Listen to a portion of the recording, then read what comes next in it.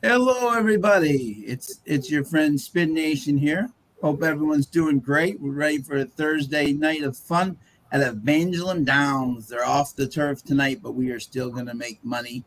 And hope everyone's having a great week so far. And joining me tonight is the lovely Carson Rogue Wolf.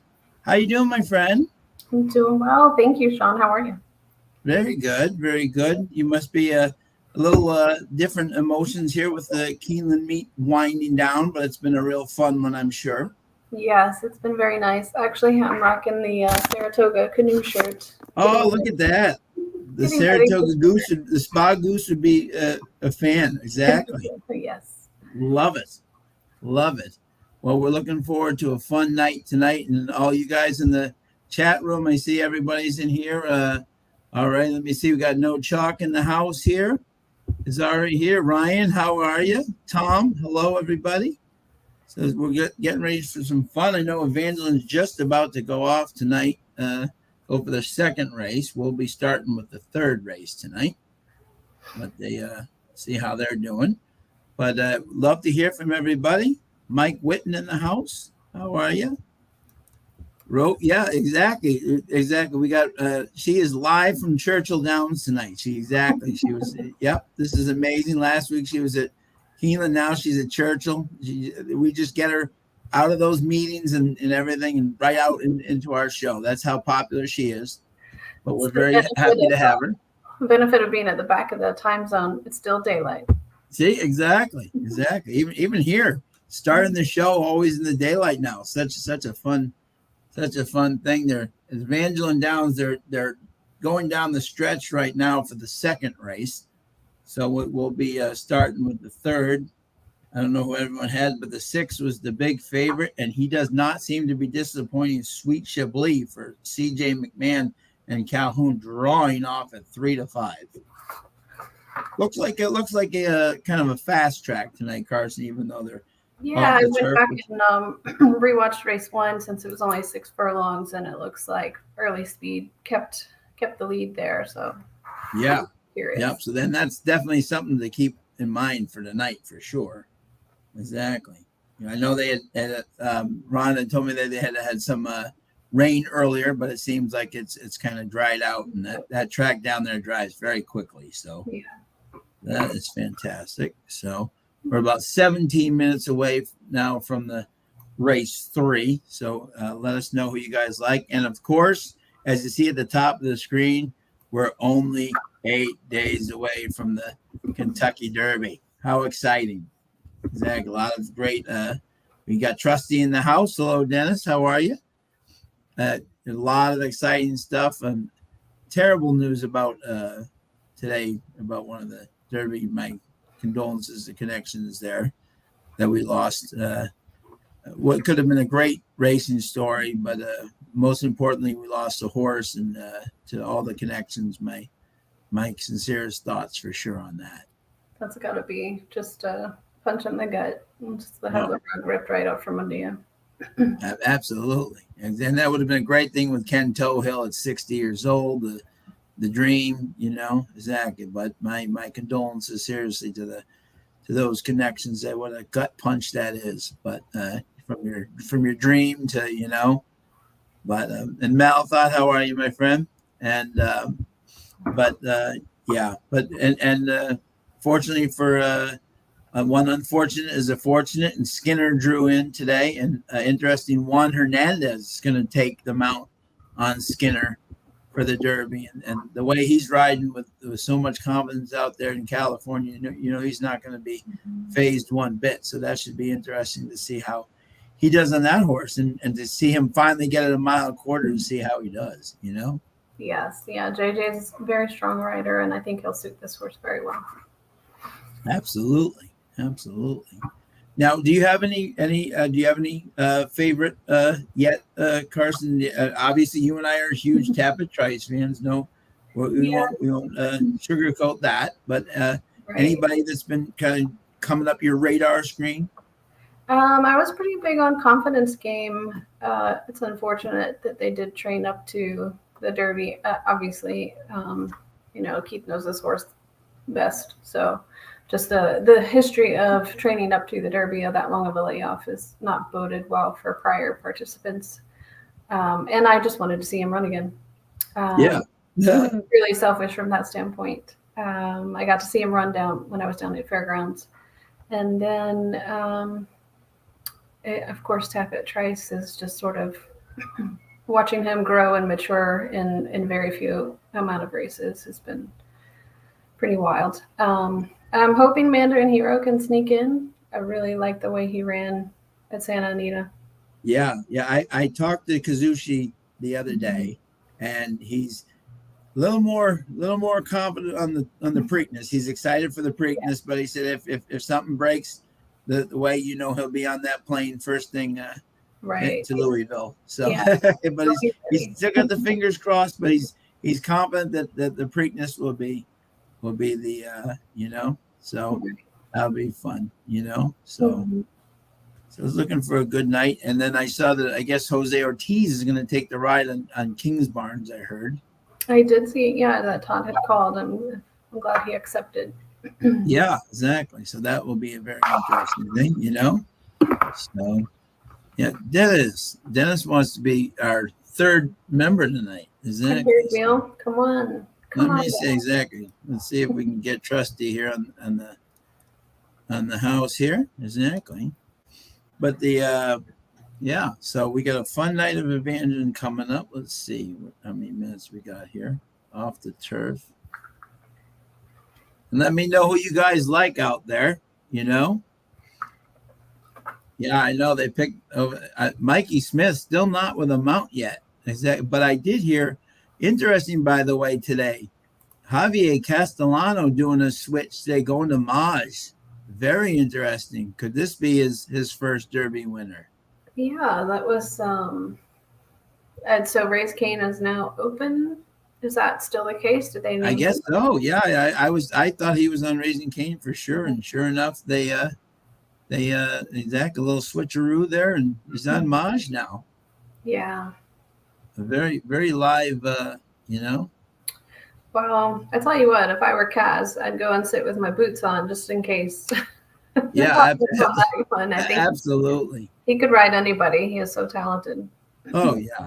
And it's amazing that Javier, with all the titles he's won that he's never won, it's so amazing how there's some great riders out there who have just won thousands and thousands of races, but yet, and then there's some riders that just maybe like last year ride one Derby, one win, and they've been trying, and so exactly. So, but it's gonna be a fun Derby for sure. A lot of people interested in what is going on, So there we go.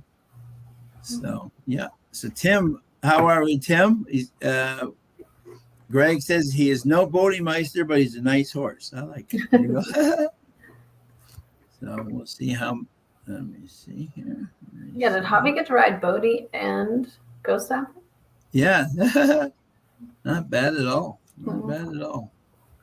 So now we are. Let's see here. Tim's like straight to business. Stop talking. I love it, Tim. Tim 237 Exacta box. I like it. And we're gonna get down to business here. Yeah, exactly. I do like the 2 and the 7 up top for sure. Yeah. Exactly. Now, who did you like in this one, my friend? So for race 3, going 6 furlongs, I was hoping that, Macy seems to be the lower odd favorite. Catalina Queen has early speed as well, and I'm hoping that she can, hang up there and maybe keep some ground towards the end. I always like to play a little bit longer priced option as well on top. Yeah. Absolutely. I'm with you on this race. I think there's a huge scratch of the 8 Eagle Over the Moon. I think that horse would have been very live in this spot. But I really, obviously, this Vicente del Cid, we're kind of still learning this track, which is great. But he was on a roll last week. Yeah, he was on a heater. This kid is a good rider. So you can never quite throw him out at 9-2, But I thought this race was definitely between the 2 and and the 7 for sure.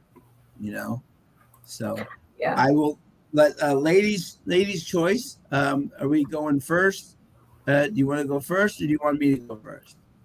Yeah, I'll go first. Sure, why not?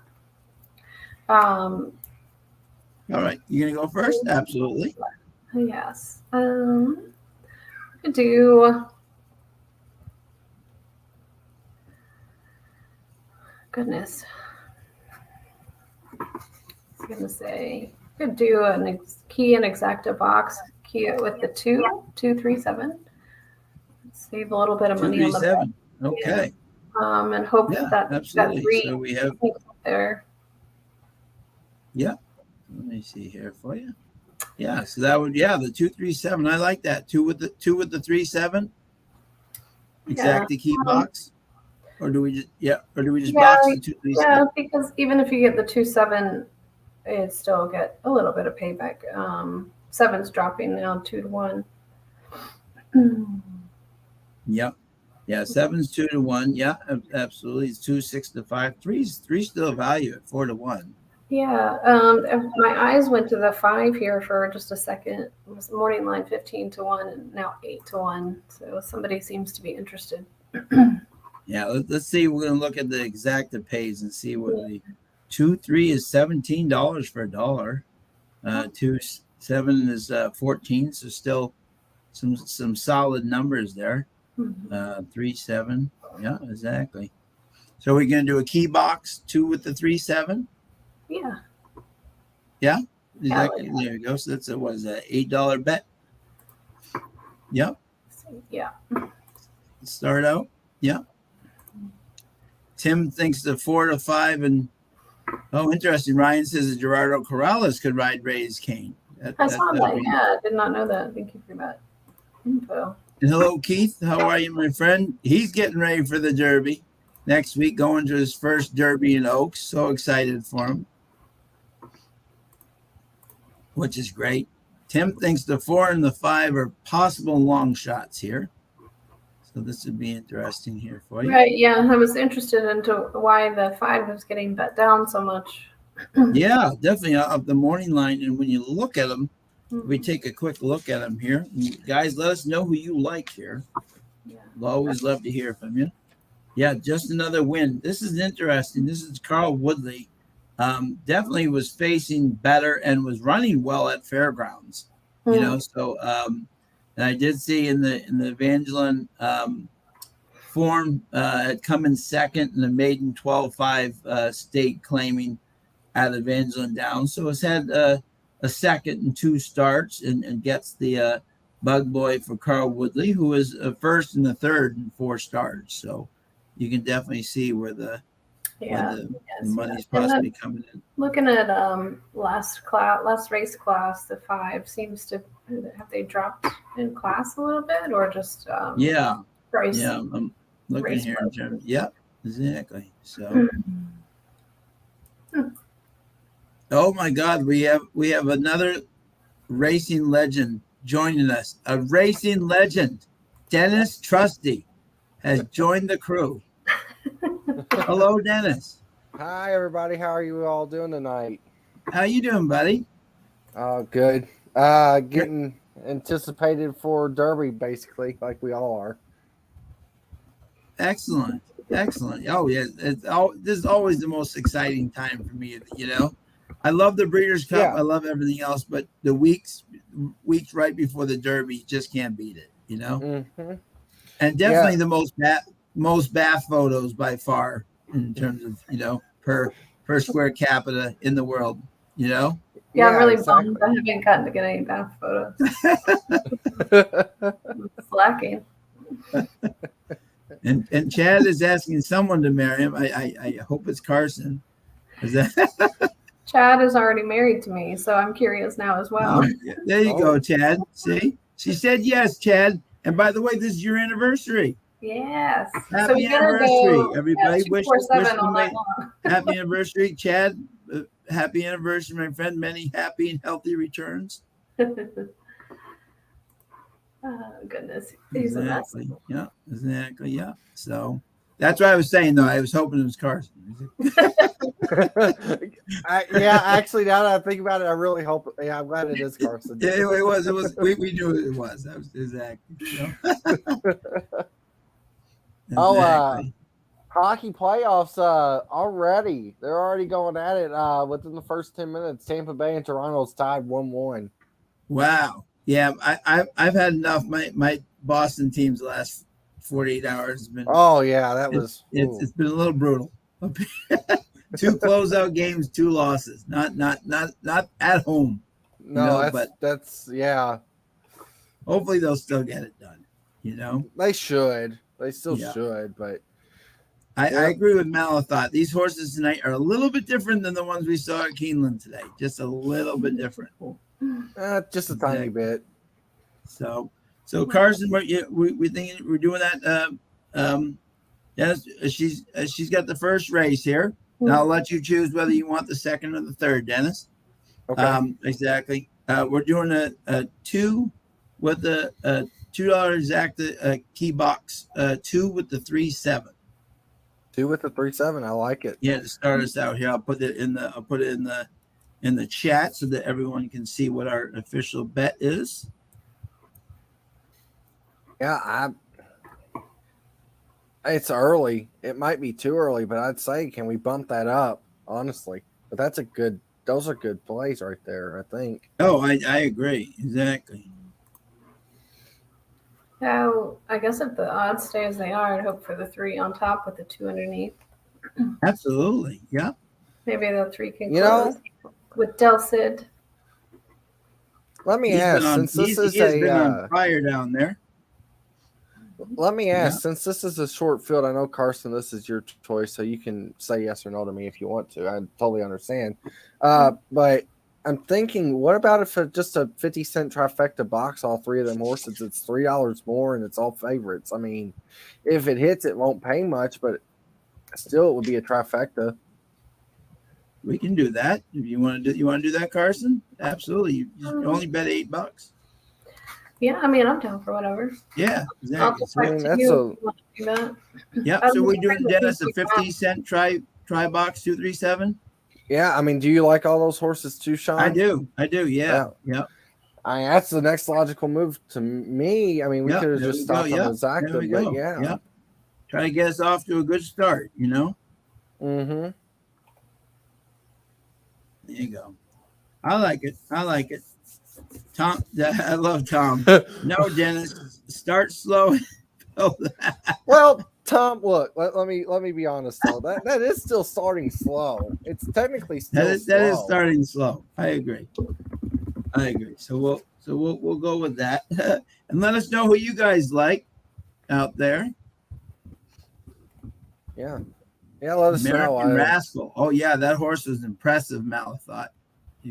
Okay, I'll pose the question to Malathot. Who was more impressive? And I mean, I do agree kind of with what he said, but was it American Rascal or was it Fandom today?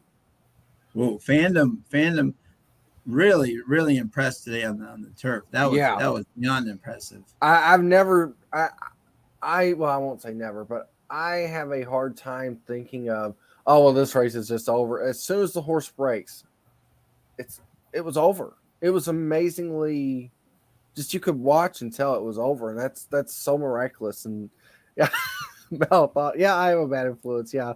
But like I was saying though, yeah, that race was so impressive visually, just dominance. Yeah, that was very impressive. Did you get to see it at all today, Carson? I didn't watch today. I did watch. I was there for American Rascal the other day. Yeah. Today, Wesley had 2 horses and he scratched the other one with Joel, but Irad was on and man, this horse won. I would say 10, 11, 12. I mean, just easy, the easiest type of winner. He was just went right out to the lead, and then there was just it was funny. Even Kurt Beck had a great call. He said. He's reached the 8th pole. Not no one else has. Exactly, but so he was that horse is definitely interesting to see. Oh, look at this. Oh, Colin was here, but then look at this. Colin was here, but then he saw who was on the thing, and now he's out of here. Oh, we've run Colin out of the building. Hey, I can save our bankroll more than the Bruins goalie can save. Wow! Not to you, Sean. Sean, that's not for you. Ouch. Sean, Ouch, we're cool. Ouch. That's just for Colin. That's just for Man, Colin. That one was even lower than the Louisville basketball record. Oh, that was low. That was low. Yeah, exactly. So, there you go. And Greg likes the 3 and the 6 in here. Interesting. I'm watching the post parade now. The 3 looks very nice. Yeah, and if anyone watched last week, what do you call it? El Cid was on fire last week. He could, I think he won like 3 or 4. And I know he's always one of the. I believe he's a young kid, and he's won a lot of races down there. Wasn't he like the leading apprentice for a while down there? I think he was winning everything down there.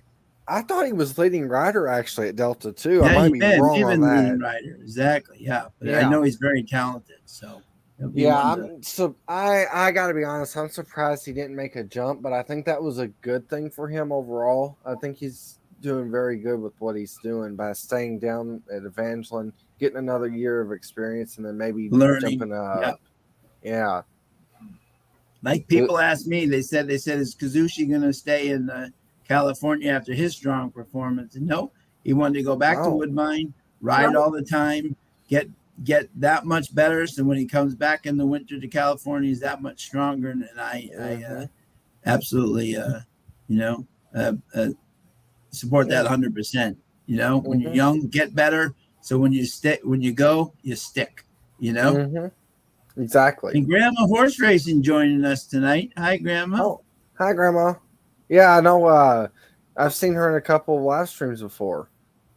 Yeah, on YouTube, a few of them. So, yeah. And the horses are starting to get to the gate, which is great. They're pulling a little Chucktown here in terms of they've been circling for how many minutes here, but not that bad. Oh, God. Colin is doing me dirty. That's okay, though. That's okay. Exactly. And Malathod's got a trusty. I watched my horse, Lady Blitz, first gate training today. Oh, wow. There you go. Cool. Ooh, out of Audible. Oh, I like it. Yeah. Now here's a great question. As they're going to the gate, is there a horse that you guys have found in the Derby? And you guys out there, let us know. We love hearing from you. Is there a horse that you hear that people like that you're kind of like, I'm chucking them out? Carson, are you going to answer that? Well, obviously, post positions is going to. That's what I think the determining factor is for me. I hate to toss anybody before they draw the post, but I'm very sick of hearing about Forte, and maybe he peaked. Dirty Reg is saying I think this. I've never seen. I can really say this. I don't think anybody knows about the Japanese horse. I could see him winning by 3-4 lengths going away. I could see him finishing 14th and just not taking to the track at all. Mm-hmm. I've heard from some sources they haven't been taking too well to the track. I don't know if that's, but I mean, he is truly the mystery. Tom, as consistent is chucking them all out until Monday when he gets to learn the post positions. Yeah. That's a good idea too, honestly. Oh, we're in the gate. And we're in the gate. Here we go, Carson. Let's get you home. We got 2 more. My bad. Here we go. Malathod's got a lot of horses.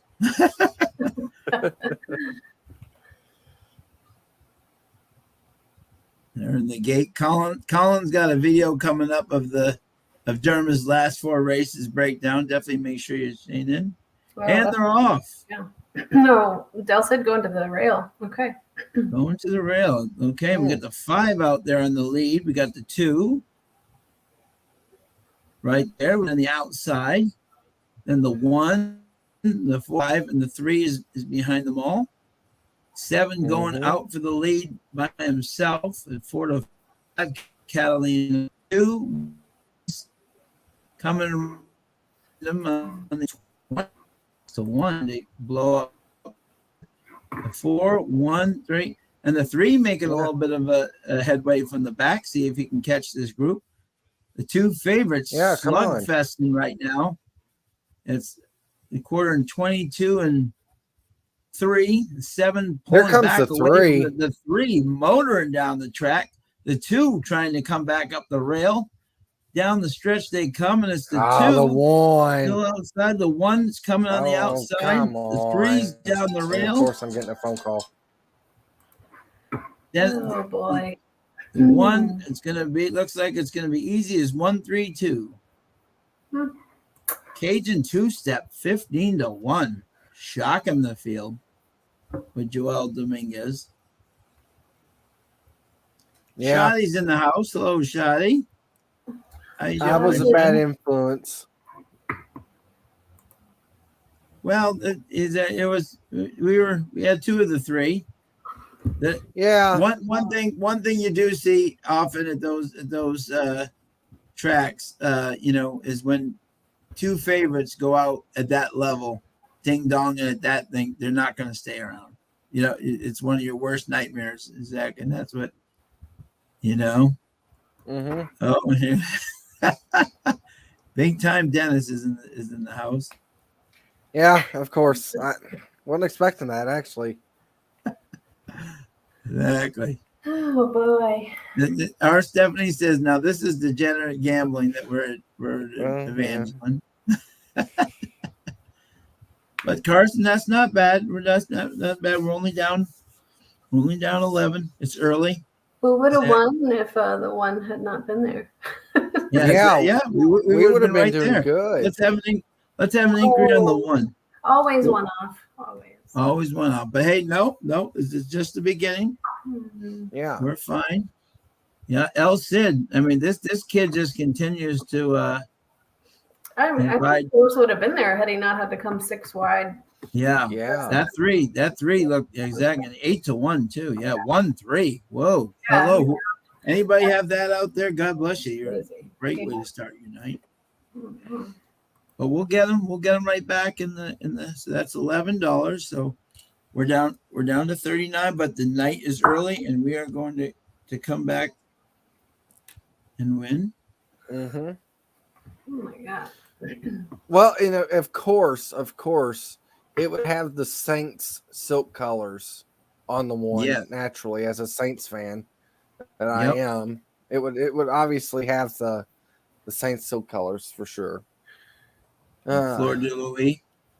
Yeah, with the black and gold. Yeah. Oh, yeah. You could tell that they're all Saints fans there. No, absolutely.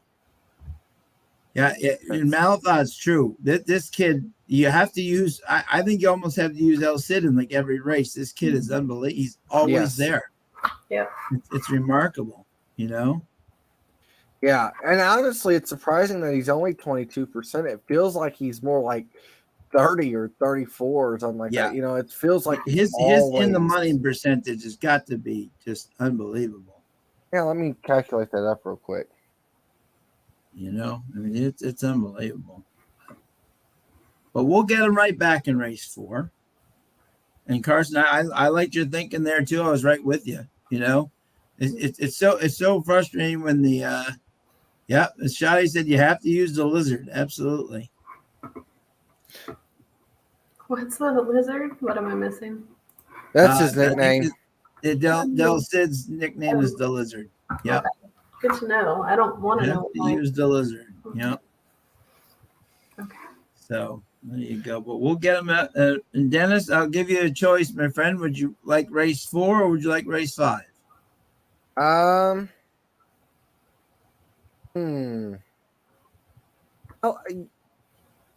let you take this one, Sean. I don't. Okay. You take whichever one you want. I'll do race 4. Yeah, not a You problem. want race 4? Okay. Yeah, I'll do race 4. Yep. Okay. Yeah, and you can do race 5. And let us know who you guys like out there. Absolutely. Love having you guys join us. No, it's a little earlier than usual. Usually we're on at 8. So but we appreciate Usually y'all. we're here until 1 a.m. Yes. Dennis will give you his picks from Belmont Down Under. Yes, Belmont Down Under. Exactly. Yes. Absolutely. So we're on to race 4. And you guys let us know who you like here. Anybody? Let me see here for you. This is if you look at the races here, interesting race here. I like a horse here, but I want to hear your guys' opinions. It's a 6.5 furlong stake claiming 55,000 non-winners of 2, and it is a field of 10. So exactly. So let us know who's out there going on. Shadi, thank you. We appreciate it. She was going to try to get us back on the big screen tonight, but we appreciate it, my friend. Mm-hmm. Baseball's big in Arkansas, I know. So understandably. Baseball. Yeah. Carson, now who did you like here in race 4, my friend? Race 4. I guess it's really hard to get around Broberg everywhere you go, but here we are. The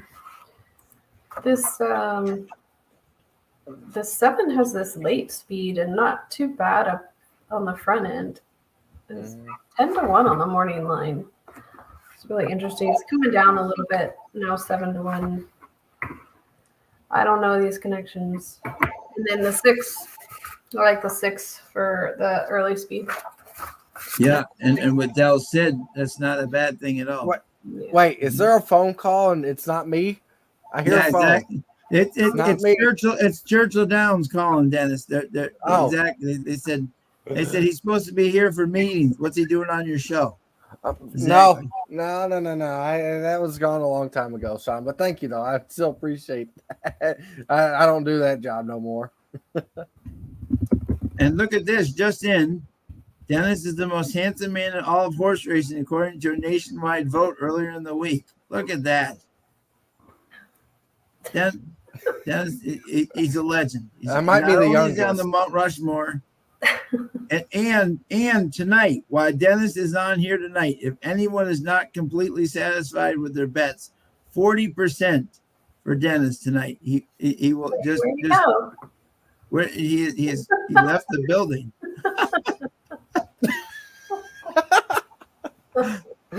Exactly. So just and he will Venmo the money. He is the most generous man. He just was in his oil fields right before this broadcast. Exactly. So, but that's excellent. The man, the myth, the legend of Trusty. Oh. So, and Dennis, who did you like in this race, my friend? So for me, an example of this, in what Del said, like the 8. Okay, I don't like the 8, but I'm just going to say an example. He ran a race and he was 20-1 for the same condition. Del Cid got on and won with him as 2-1, and then the horse never ran really good again. I think Del Cid getting onto the 6 is just a good sign. I mean, to me, it's just a good sign. Dropping in class, we done said you have to use the kid every time, but it's just when he gets on a horse, they improve, and then he normally gets off of them, and then they go way down, and it's very. I got to shout out his agent. Don't know who that is, but whoever's his agent is to pick out horses at different times to know that they're fit and ready to go. I do like the 6 here. And if I was going to reach outside the box, I guess I would like if I was going crazy, maybe the 4, but I really don't like the 4. I like the 6. I think the 6 is going to be a horse speed here. Yeah. That was a whole circle around to say the 6. And Carson, what were your top 3 again, my friend? So I had just liked the 7 for the price and to get a piece of it at the end. To use underneath, and I like the 6. Pompel. Yeah. I just find it hard to get around Broberg. And we have a huge weight advantage on this. I guess it's a apprentice on Gelner's cross traffic baby, and cross traffic hasn't had a bad year actually. So no, not at all. I guess that's actually my top pick is the 2. Okay. And what I liked about this horse is that EJ Barrera, very nice, solid third in the good, coming back from Delta off the layoff, late bid, just missed the second, gets the weight break from these guys of 123, broke its maiden and a maiden special state bred on this very track at 5.5 furlongs. I don't think the distance would be a major concern to this horse. And I think with some speed out there, I think this too could be very live in the spot. And then I was with you. Obviously, I had Cigar Van. I mean, the way Del Cid's riding right now, you have to put him in your exotics. And then and I liked your Carson. That 7 was a very interesting look for me at a price, So I and then the 1 Broberg. Can you believe Broberg's 1 for 31? That at any track, that is beyond shocking. We saw his first win last week, and it's his only win. That's a little, but he's Zach and Tim has got the Broberg. He's going to heat up one of these days. He's just going to he can't stay. Yeah, he's not going to stay at that. No, and he's got Tim Thornton, and this horse, when run at this level, when back in the day, had run 2 very solid races, and even he was bet down in the last race. So with Timmy on the third time with Carl, the horse is going to be charging late. And what's crazy about this really low percentage for Broberg, just so abnormally low. A few years ago at Evangeline, about 1 month into the meet, like right about now, kind of sort of, he was sitting at 48% win percentage a few years ago. Now he's at 3. I don't know. It's not going to stay that way. That's for sure. I mean, but it's wild though to go from that high to the bottom. It's so. I mean, it'll turn back around, but sure. Just putting in perspective, that big of a percentage is so massive. To now, it's so low. Right. Did anyone like the 10 Corn Soup with JP Vargas? I don't hate the horse. I mean, he's not awful. I don't think he's the worst in the field, but gotta be. Because for some reason he is getting play. He's actually the low double, which is very interesting to me. Razor's in the house. Oh, what's up, Razor? Shoddy likes the 10. Well, he was the morning line favorite, is that? Yeah, he was at 5-2. Yep. And definitely back in versus he's 1 for 9 though in Evangeline, which is always a little concern for me, Yeah, that's a major concern. Yeah, Dirty Reg is looking at the 10. Yeah, Zach. Yep. Though, as bad as that sounds, the only win came at Evangeline, so that's kind of funny too. Yep, exactly. So you always go for horses that like tracks. Like I was one of the people that when I looked at this, I'm like, oh, you got to look at Broberg, but I don't know at 9-5 if I'm inclined to, exactly. Yeah, especially a horse like. I mean, not saying like this but he needs to find a way to get past those last few horses. I don't want to find out if today's the day at 2-1 or 9-5. All right. I definitely like his name. I like Hawaii too. So. Oh, it's on the alarm. Alarm race. Where's the yeah, wee. That's right, the best alarm I got. But I'm not betting them, so I don't exactly. So yeah, exactly. Now Greg is saying something is up with the 5. Interesting. We'll go to the like as far as how the needle's moving or on the Interesting. Yeah, no, in the paddock, something. Yeah, Oh, okay. Now, interesting. Tool, Rob Tool is actually picking the 5 as his pick at 10-1, which I find interesting. And Malathot boxed the 1, 2, 6, 10 try. They like your 2, Sean. Yeah, you know what? That was my first pick, and I know that he's trying the distance for the first time, which worries you a little bit. But I think with the Bug Boy and the way the horse ran last time, I think the stretch out might be a little bit to his liking, which I think would be good. And the other thing I like about him, let me go back here and just see.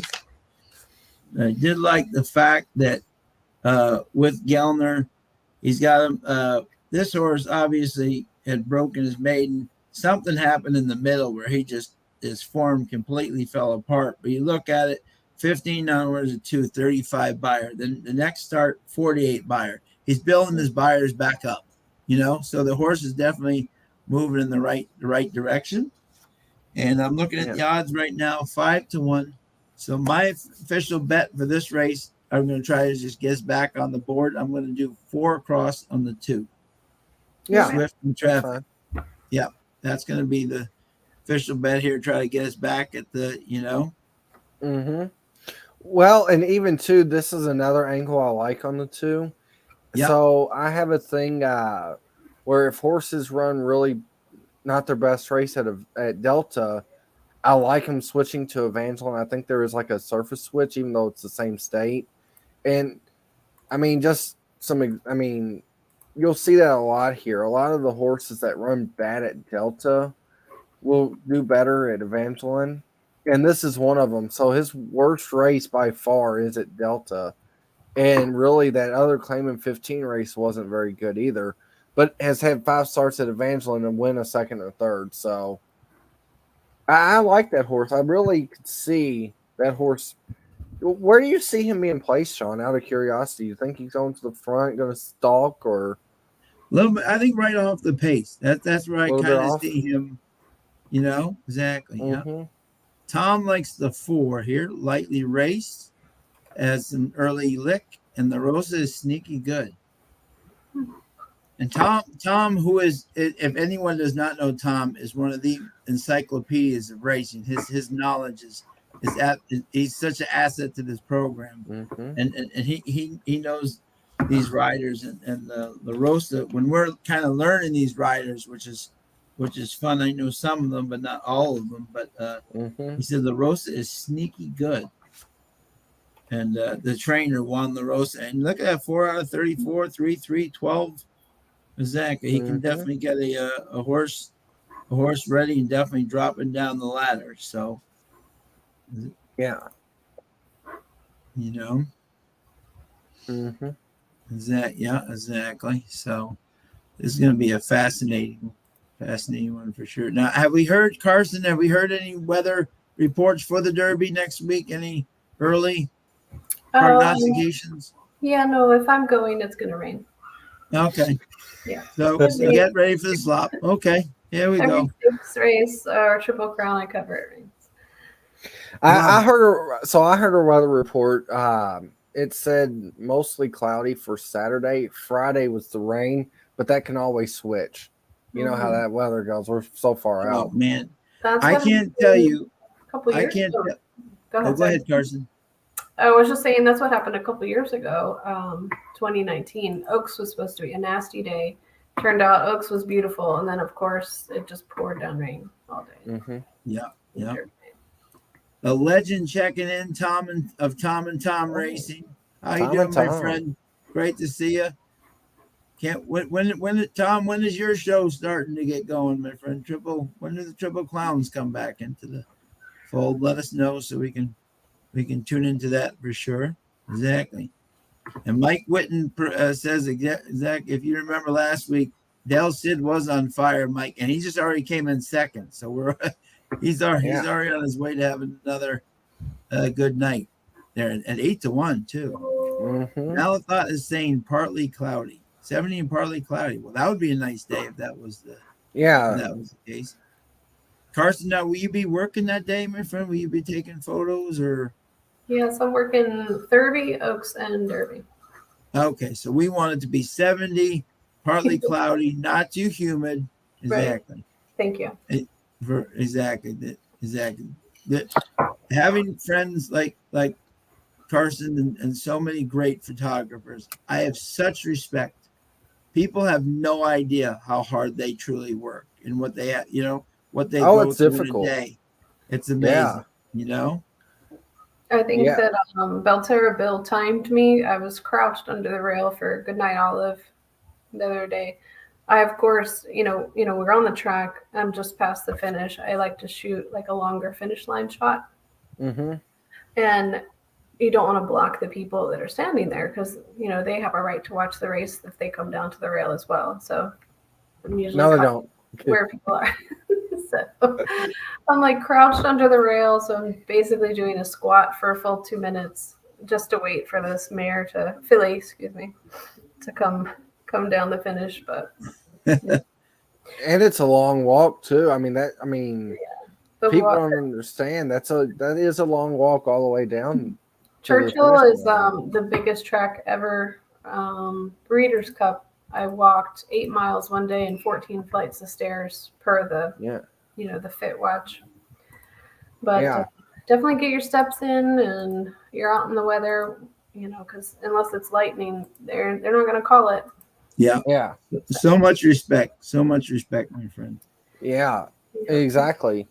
And like I said too, people don't realize that. So I've walked across Churchill twice in one day, for example.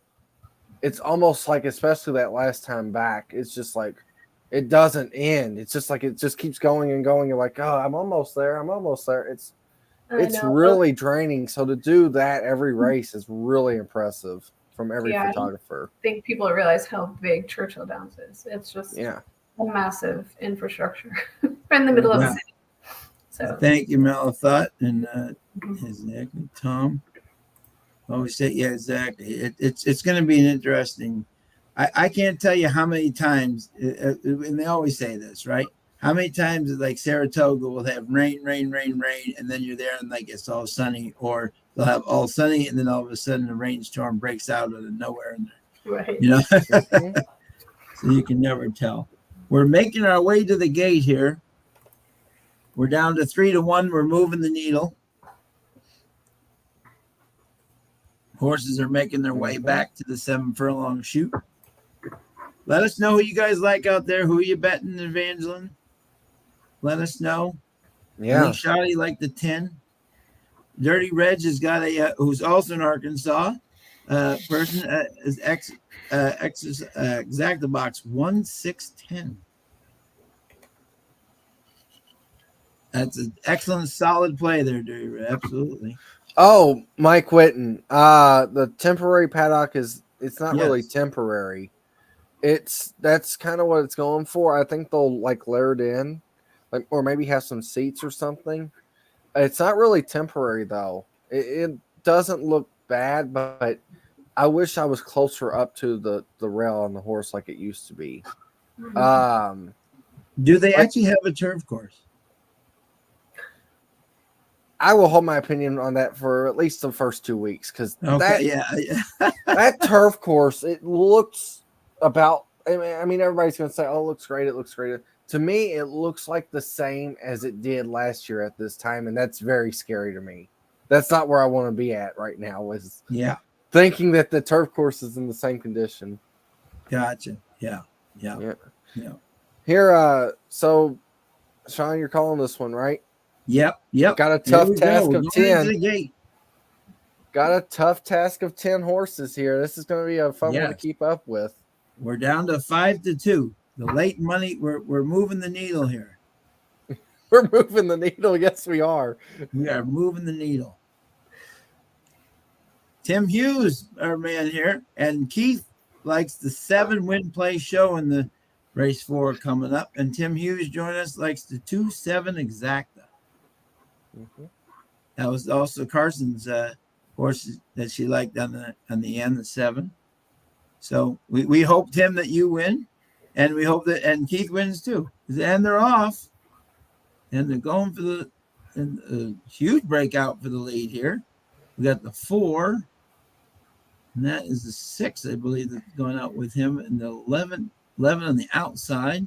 The 2 stalking right on the rest was the 10. Excuse me, the corn soup going for the lead with the 4. Battling on the outside, the 2 sitting right on the rail. We got the 8 bomb price trying to make everything happen. 22 and 3. A very quick pace here up front. As we're going around the turn, the 10 and the 6 in a protracted duel here. 22 and 3. Coming around the turn here.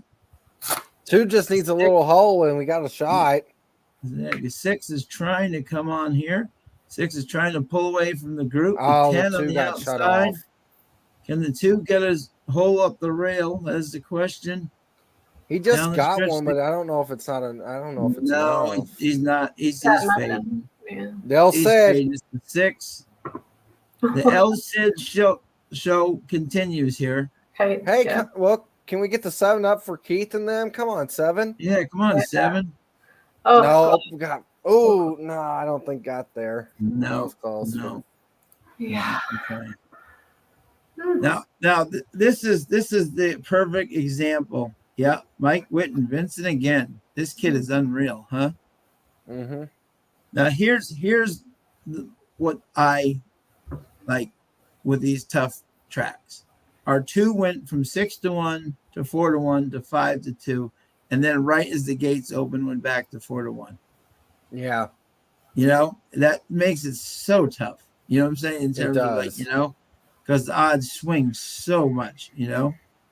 But Vincent again, Mike. Hope you had him, Mike, because right now he is just making mincemeat of this group right now. Such a so who does he got in the next race? Yes. That's 7. Good Lord. And he's got a bit of a weight advantage. Yeah, he does. Yeah.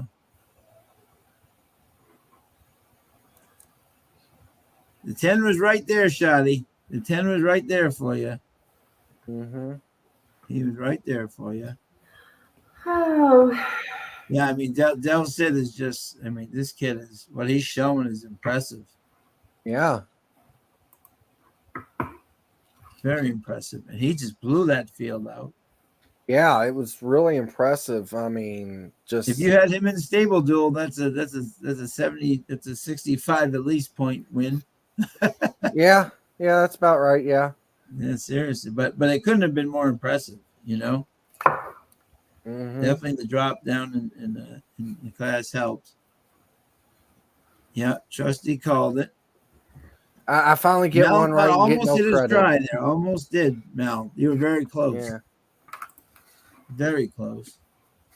7 to 2, over 2 to 1, over 55 to 1.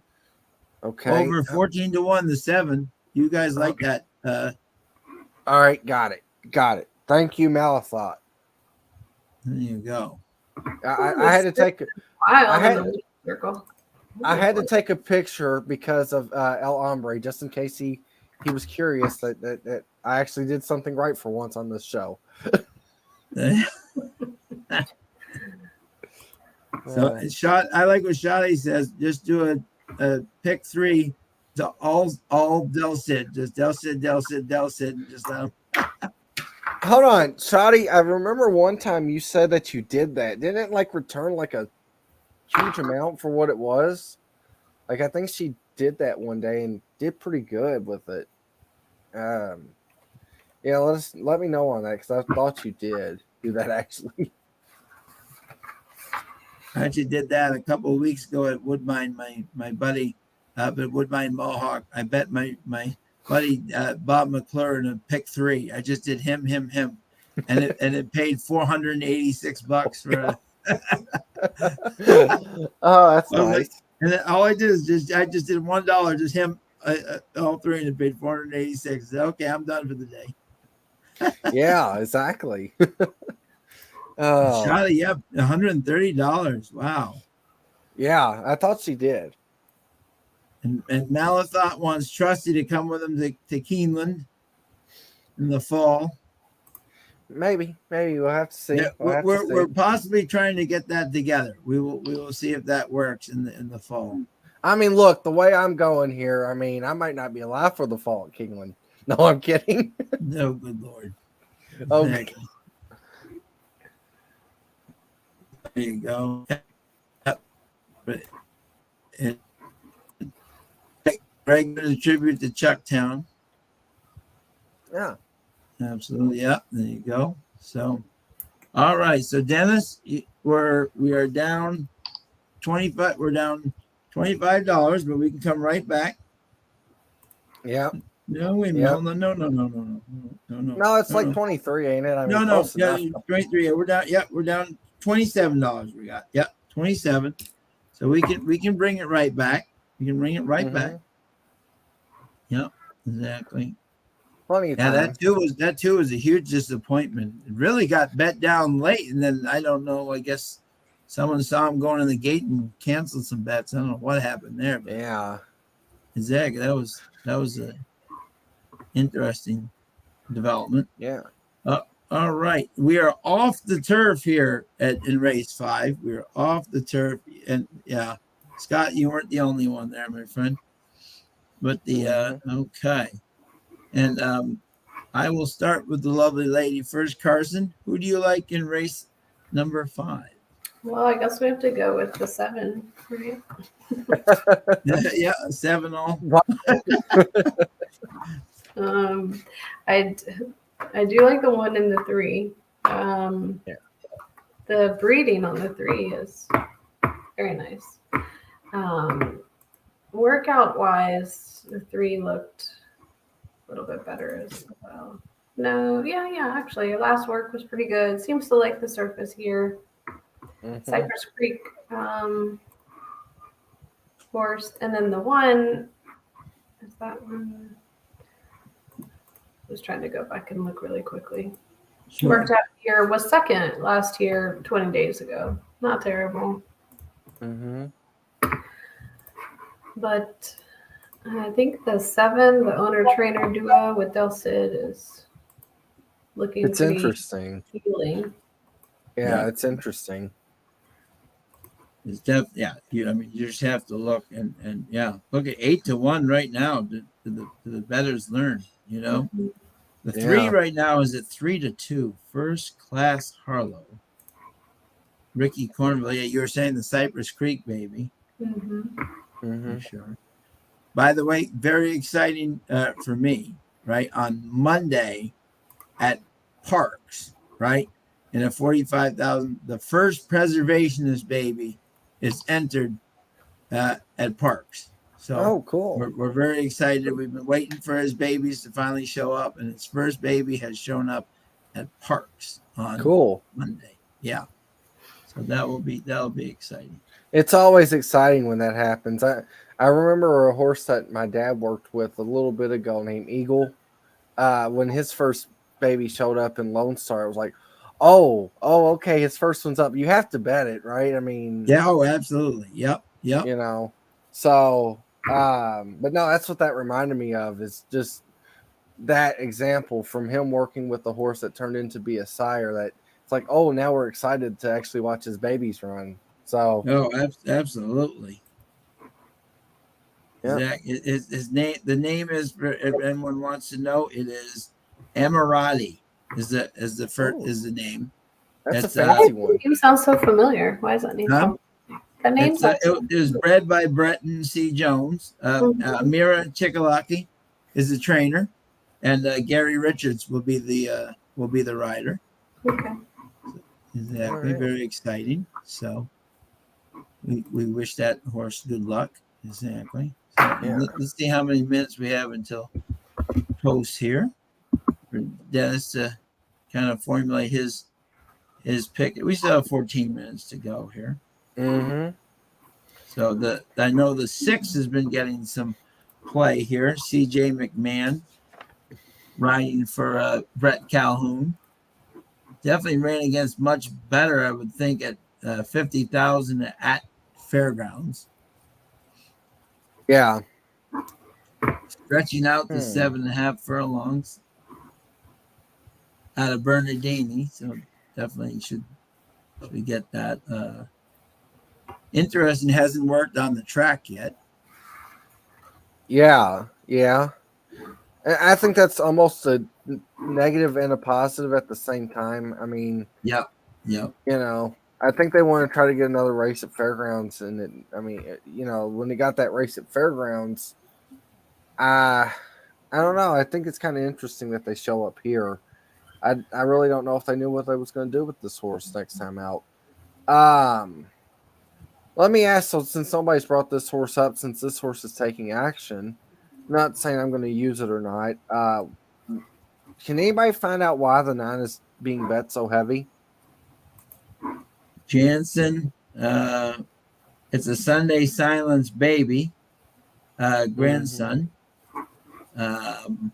Let's see here. It's a Japanese horse. Has been working fairly well over the first time Lasix. Jansen Melancon climbs aboard.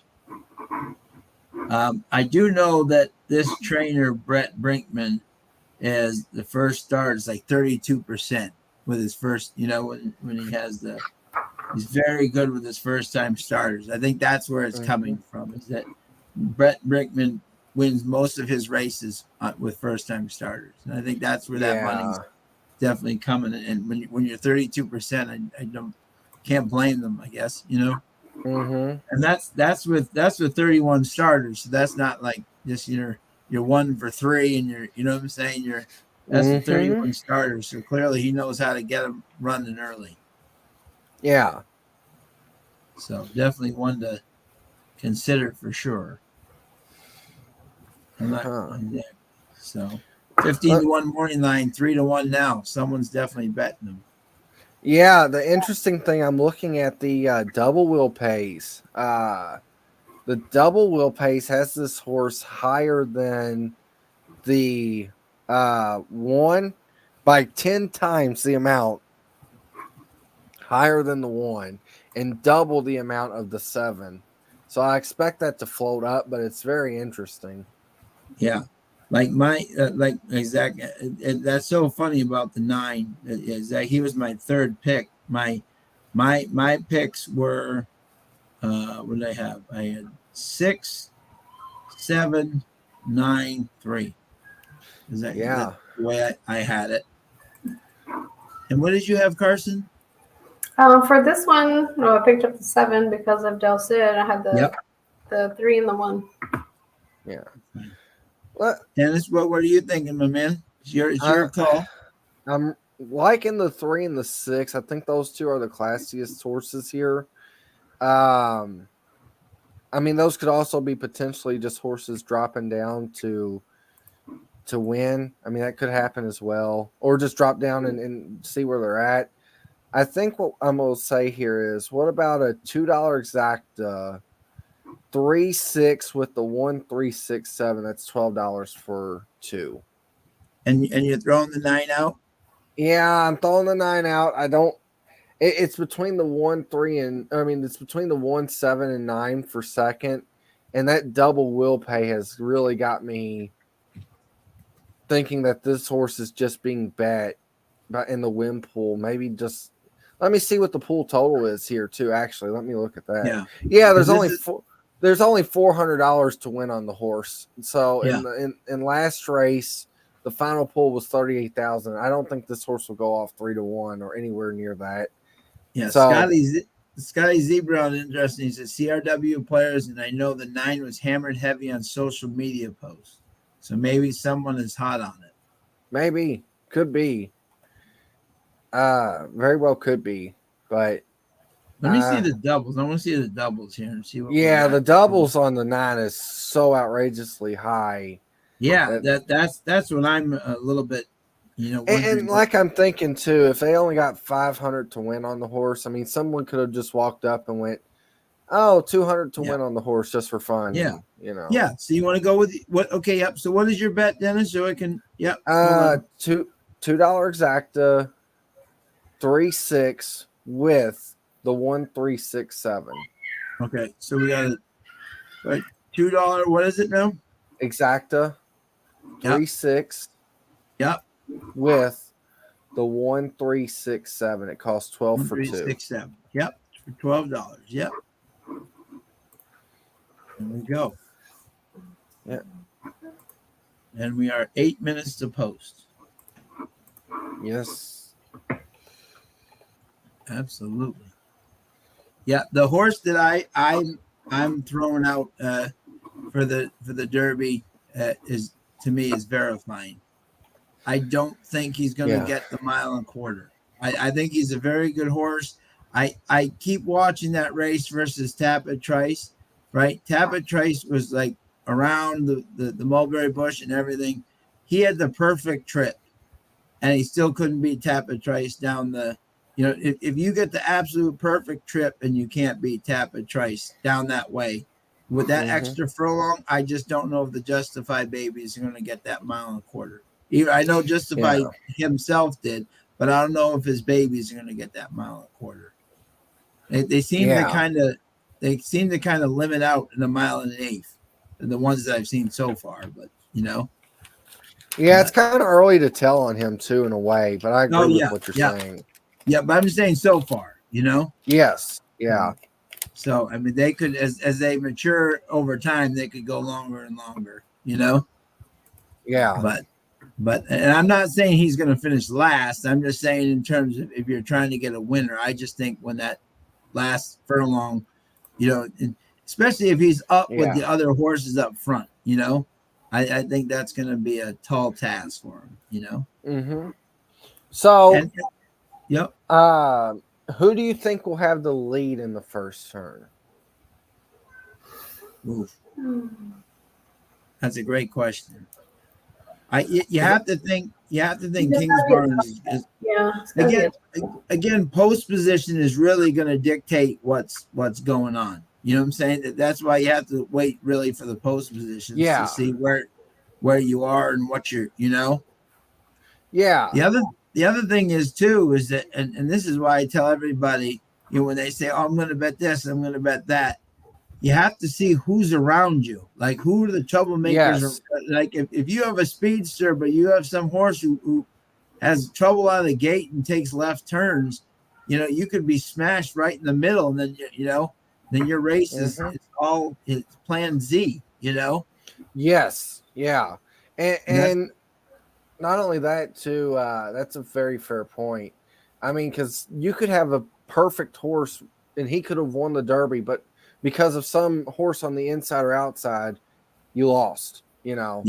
So many times the best horse in the Derby may have not won, because of a bad break, a bad something that just didn't go right. You know what I'm saying? Is that, I see, for me, I think that a horse that can actually get to the lead is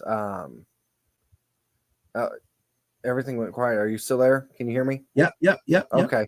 Yep. So I think a horse that can get to the lead is Mage. Yeah. I don't know if you saw it, Dennis. Yeah, Javier Castellano is now riding Mage. Riding him, yeah. And and if you remember, a lot of people will forget this, that he broke bad. But his first race, he went wire to wire going shorter. So I think there's some speed in there with him. There could be a lot of speed up there. You know what I'm saying? And I don't think we're going to get like a blistering 22 pace, but there's speed where you could have an honest 23, 46, where some horses are really just trying to get it done on the lead, And I really think that sets up for Angel of Empire if he's just sitting kind of on the, Flavian just seems to always put him in the right spot, Yeah. And Luis Saez did the same thing, Yes. Yeah, I agree. Here, let's see. I guess another question I could ask here too is, and everyone, love seeing your opinions. Please let us know. Yeah. And Greg, Justify was at a Go Zapper mare. I just don't know if his babies yet are getting the distance, Mm-hmm. I guess my other question would be, what do you think the first half will go up in first quarter? I know it's hard to tell again without post positions, but Yeah, I'm looking at 23. I think 23. That's what I'm yeah, calling. You know, I don't know. yeah, I don't think 22. I think 23. no. 23 and 2. I've Yeah. got a few scenarios to me that I think could be 24 actually. That's it, and I know 23 is normally the go-to answer. I mean, but I got a couple scenarios in my head that we could see 24. I think that's a possibility for me at least. I think it could happen, you know. Yeah. To answer Dirty Reg's question, by the way, Irad is on Forte, the big Yeah. who will most likely be your Derby favorite, Dirty Reg, and rightfully so. I'm not saying it's going to be, you know, yeah, but it's a definite. Yeah, he deserves to be the favorite. I don't care what anyone says. Whether you like him, love him. I mean, you can throw him out all you want. The horse has done nothing wrong, you know? Yes. That's the bottom line of it all is the horse has just done nothing wrong. Yeah. Trish asks 5-2 on Forte. I can, you know what, Trish? I'm gonna say 4-1. I just think somehow, you know, you got the Tappet Trice, you got you know, Angel of Empire, you got the Japanese horse who like him or love him will definitely take money. You know, I just think somehow I don't see a 5-2 in this group, you know? Yeah, exactly. I don't really see. I mean, before the Florida Derby, I thought Forte should have been about 9-5. But after the Florida Derby, I could see 5-2. But you bring up a good point too. Is there's so many horses everybody likes that's not named Forte. It's going to take some action. Yeah, yeah, and I just don't see 5-2, Trish. Down with this is a wide open race. You know, there's no standout. I mean, obviously Forte is the horse to beat and deservedly so, but there are a lot of horses in this race that can Darren Manning like confidence game. Keith the Stormer, what a story that would be. Yeah. You know? Yeah, I agree. I mean, you know, Keith the Stormer, that horse, I'm so scared to use that horse at all because just hasn't been seen on the track. You know, it's but I like the horse enough that it scares me, you know. Yeah. Yeah. No, I agree. I agree. And what are we, 1 minute away? We're 0 minutes away from Evangeline. And let's bring up the bet here again for those who didn't see it there. Hey, Sean, do you mind if I call this race? Absolutely. Go ahead, my friend. Right. Yeah, by all means. Yes. All right. Yes, my friend. You can because as we was talking, I was over here writing down all the notes and stuff. I was like, "Oh, let me ask if I could call this race and see." Absolutely. By all means. But yeah. And I actually got it up this time on the TV and remind the people again what your exacta is. Okay, so the exacta that we're putting in here that's going to win us our money back, hopefully. Yep. Is a $2 exacta 3-6 with the 1-3-6-7. So that means the 3 or the 6 has to win. Yep. And then one of those horses had to finish second in order for us to hit the exacta. Yep. Which Scotty actually, I was going to say too, I'm glad that's the way we played it because the 9 is now 8-1 and the 1 is second choice. Yeah, yeah. And Scotty says that people are sleeping on King's Barn. And that horse, I can say from experience, is a very, very talented horse. King's Barn may have to go to the lead. He just may have, you know what I'm saying? I know he can probably rate, but he's got to be close. And I had heard through sources that a lot of jockeys were hesitant to ride King's Barnes because they thought he'd be a rabbit for both Tapit Trice and Forte. So Yeah, that's so and that's what I'm a little bit worried about for him, is that pace was so slow at Fairgrounds, and Disarm really didn't do him any favors there in the Lexington with his effort there, So I don't know if I like him. I think he's a talented horse. I just don't know if that, Yeah, I totally get that. Tom's got a great plan for everybody. Yep. Make coffee. Boom. Tom's day is over. Love it, Tom. Always great contributor. Love it. Love it. Also too, with this Derby, it's in talent and stuff. You could see there's talented horses in this field that aren't mature enough yet, and the mature horses are not talented enough yet. It's one of the most trickiest Derbies I've ever even looked at. Right. And to answer Scotty's question, Scotty, and this is why I really like Angel of Empire. I think if Flavian thought that Kingsburn was the real deal, he would have stuck with him. And he's on Angel of Empire. I think he thinks that Angel of Empire is the real deal. Because Flavian won 2 or 3 preps. I think Louis Size and Flavian won like 80% of the prep races together. And for Pratt to pick the winner of Angel of Empire, I think that's all. That's all. Yep. Winston, I know there's no Chucktown tonight. I know, Winston. I know. No Chucktown tonight. All right, we're going into the gate.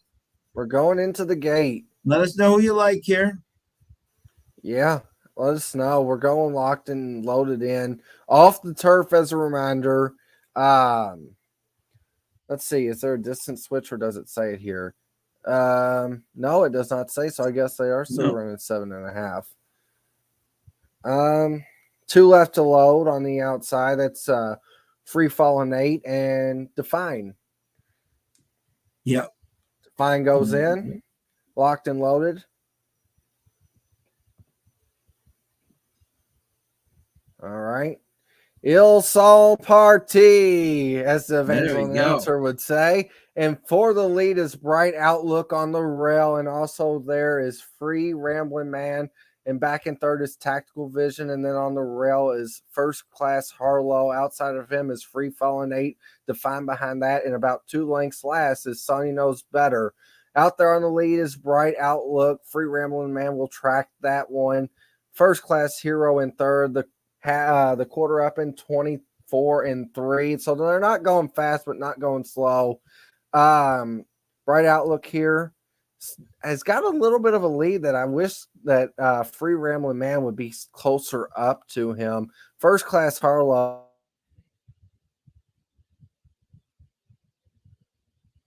Oh, we may have lost Dennis there for a second. So I'll take over for you, Dennis. The 1 is on the lead. Very deep still. Free Rambling Man. Yeah, I kind of Yeah, we got me back, I guess. So Bright Outlook on the lead here. Free Rambling Man trying to run him down. First Class Hero sitting a pocket trip. Here comes Free Falling 8 being pushed along here. Somebody's got to really catch Bright Outlook if we're going to hit this exacta. And I don't know if we are, because I think the only one who's got a shot is Free Rambling Man, and he's really got to get going here. This sucks. But Bright Outlook with the win. Free Rambling Man in second, and First Class Harlow third.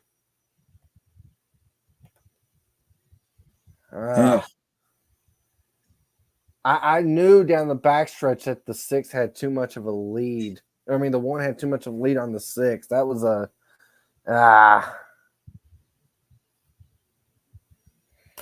And of course, naturally, too, everything just goes wrong. I cut out during the race call. And it was going perfect up until that point, but oh well. Yep.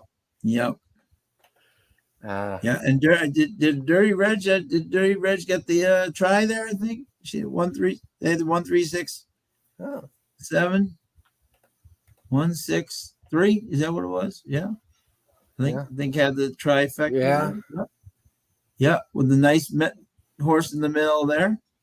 1-6-3 is at 9. And the fine. Yeah, came in 4th. There you go. Good job, Reg. Had it. Yeah, let me see it. Nice job. 1-3-6-7 try box. Excellent. Yeah. Winston said the 1 or the 3 was going to win, and the 1 definitely did. Yeah, the 1 blew it away. Yeah. Scotty thought the whole field was trash, but went with the 6 who ran. This is just all Del Cid all the time. This is just this is unbelievable. Exactly. So, yeah. So, yeah. we didn't quite get that one. But yeah, you were all around it, Dennis. You were all around it. Yeah, I gave it the best chance I had. I thought in the turn, like I said, the 6 tried to start catching, and then it just never got there. And 1-6 exacted pays $34. Yeah, now I feel really stupid and mad about that one.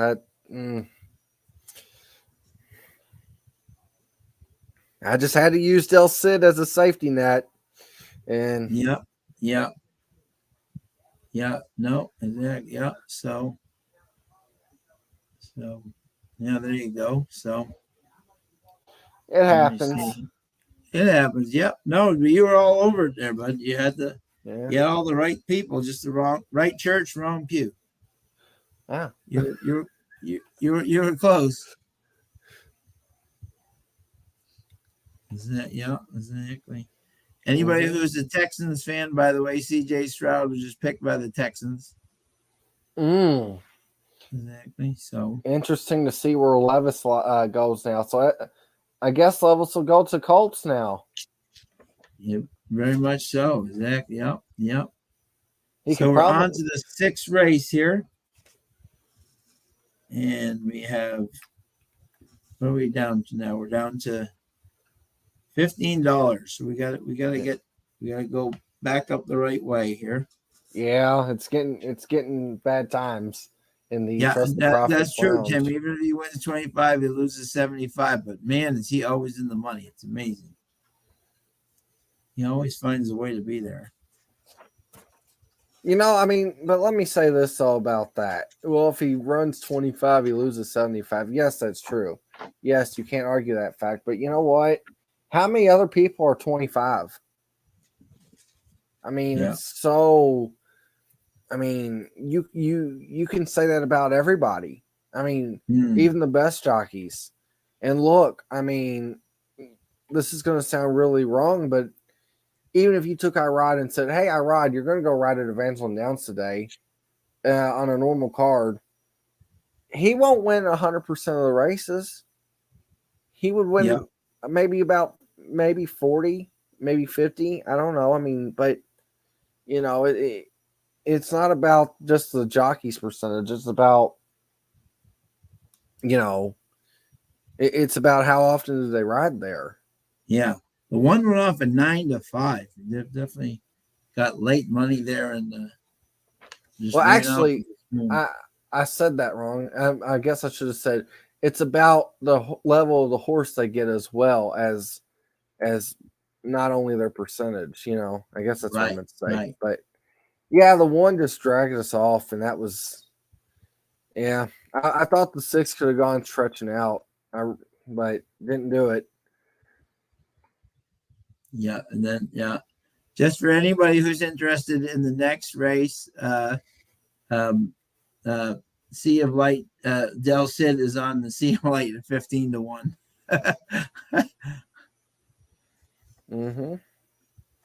But exactly, so exactly. But let us know who do you like in the Derby? Who's your sleeper? Who's your overrated Chuck horse? And by the way, Mal thought earlier, props to all the guys that Trust the Prophets for all the videos they're putting out, the 2-minute what great guests they have. Unbelievable. Yeah. I mean, that's probably why Elle isn't here right now. I mean, he can only last about 2 minutes anyway, so we could go for hours. There you go. I had to say that while Carson wasn't here, thankfully. Yeah. Yeah. Yeah. And derby racing is very much like baseball, man. In baseball, you get paid $20 million to be right only 30% of the time. Mm-hmm. It's amazing. Yeah. Well, we got the 6th race coming up. Here. We got the maiden special weight mile for exactly. And Greg likes Derma, Trice, Angel, and Forte. Not a bad foursome. Can't argue with that group. Mm-hmm. For Greg, his sleepers are Disarm and King's Bars. Yeah, that's what I was going to say, was kind of what Greg just hinted at, is if you had a Rich Strike type of horse this year, who would it be? Like, I guess the last 5, thought about, I guess, or something like that. Like one of the long shots. Yeah. Whose would yours be? Huh? I was saying, whose would yours be? Oh, kind of like the Rich Strike out of nowhere? Yeah. It'll be interesting. I guess in many ways, I don't think he'll be like 81-1. And I don't think, what will Skinner go off at? Like he just got in. I'm just saying, well, if he's like 20-25-1, I'm just saying, Yeah. The longer for him, the better. And he gets Juan Hernandez now. You know what I'm saying? Yeah. I mean, there are worse places, worse places you could go than him. I agree. You know what I'm saying? At 25-1, I think he's extreme value. Yeah. For what? And yes, I agree 100%. Yes, because that horse, to me, I don't think has gotten a fair shake. It has been running on a Speed Bias California and has been improving. So I agree. That was going to be the one I was going to say too, is I don't know if he was going to be, I think he's going to probably be about 40. I mean, 30 or 40-1. Yeah. It's not 80. You can get even 30-1 to him. That's extreme value to me. Yeah. I would much rather play him. I would much rather play Skinner than I would Practical Move at 5-1 or whatever Practical Move goes off at. And then Tim says that Sun Thunder is the Rich Strike. That's a very good, that's a very good one. Yeah. Scotty, in terms of Mage, one thing I will tell you guys, there's a stat one of my favorite tracks, I grew up as a kid always, was at Gulfstream Park. Mm-hmm. And for some reason, I like Mage as a horse. I love Javier. He's one of my favorite people. Never mind jockeys. I love Javier. I would love for him to win a Derby. Love. Mm-hmm. But there is a tradition lately. The Florida Derby winner has won, and the second place finisher has been nowhere to be seen. Look at like the last 6-7 years in the Florida Derby. The second place horse is nowhere to be seen. Bodie Express, all those horses, like they just, for some reason, it's like a second place jinx. You would think at the Florida Derby, a second place horse would be right there with them, but they just haven't quite gotten there on Derby Day, and I don't know why that is. But Scotty says Luis Saez is underrated. The man is just winning everything. He's bringing in 10-1s, 2-1s. It's amazing. He's just riding amazing. One of my friends brought up, because for me, now this is just me, and I know I can get crazy sometimes with my picks. They brought up to me, I said, Luis Saez always beats me when I don't have him, and always just doesn't run well when I do. And they said, your picks are a little crazy sometimes, and that might be why, is because you use Saez when he's about 12-1, and those horses don't look as good, but you don't try to use him. You try to beat him when he's 5-2, and I'm like, that actually made some sense. It's really funny. So, like I remember one day I picked him 3 races.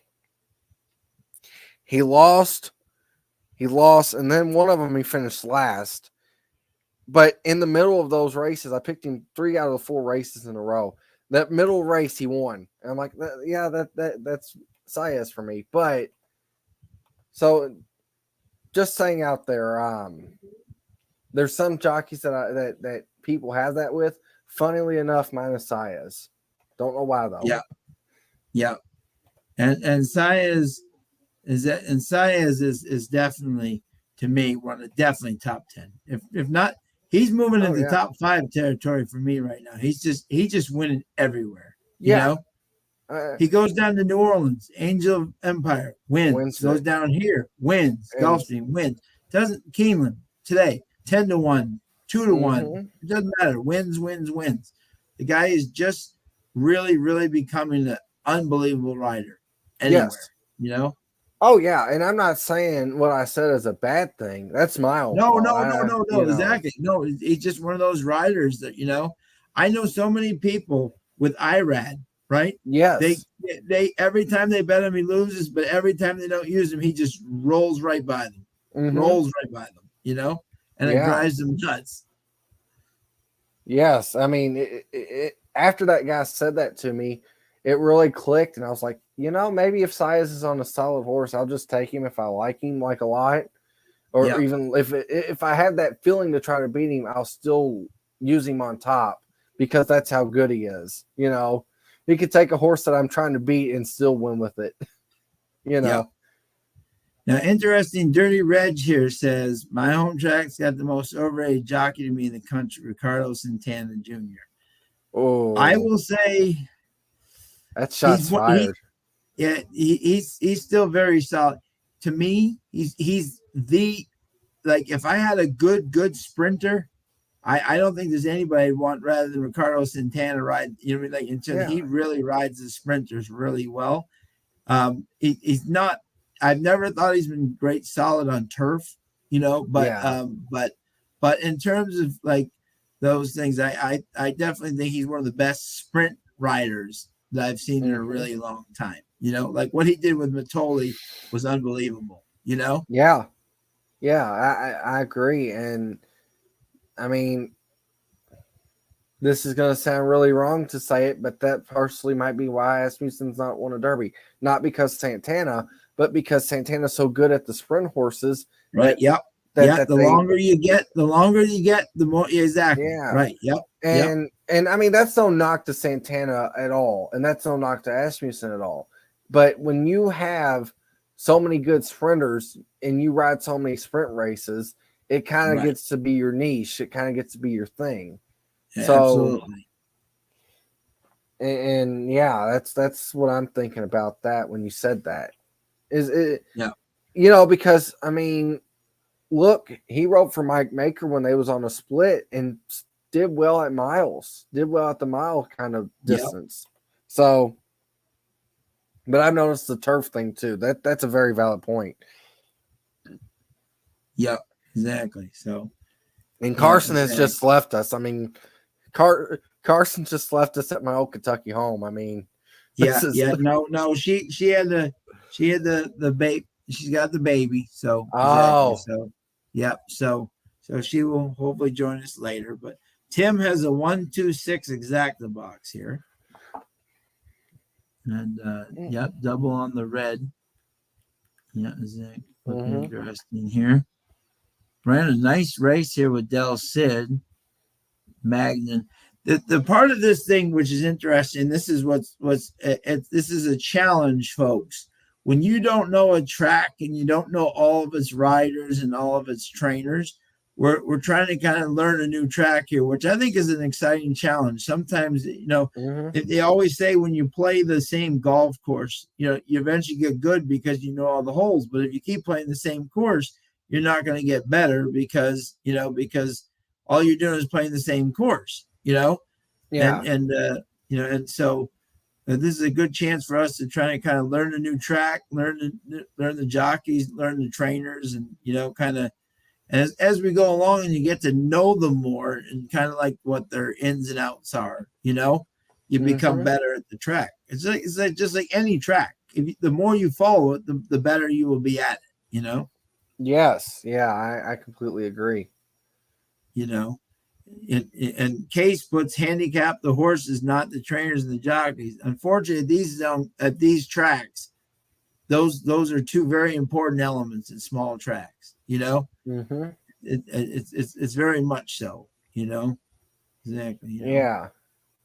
And I mean, no offense to the small time riders, but some of them ride way up here, and then some of them can get down here. I mean, that's a huge difference. Now, if you was playing like you said, if it's England, everybody can get down real low and drive and whip. And I mean, no offense, like I said, to anybody here, but some guys can't do that. Yeah. Oh, Tom. That's 9 for 9 bleeping days.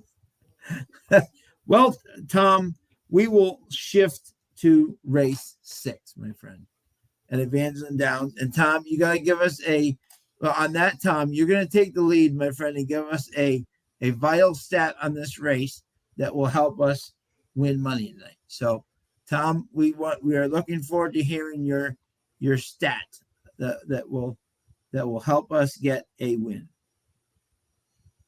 Exactly. Wow. And Tim's so right. I've never seen 3 more different tracks in Delta, Fairgrounds, and Evangeline. Talk about like horses liking not, it's amazing. Yeah. It's like the 3 different tracks. Exactly. It really is. And if you include Louisiana Downs in there too, that's a 4 totally different running surface. That right. Exactly. It must be hell on earth for those trainers down there. Oh, I got to point this one here because he likes this, but this one don't like this, but this, it's so specific. Right. Oh my God. Yes. I guess to start off by this race, what do you think about the 9? The 9. Okay. The bleep.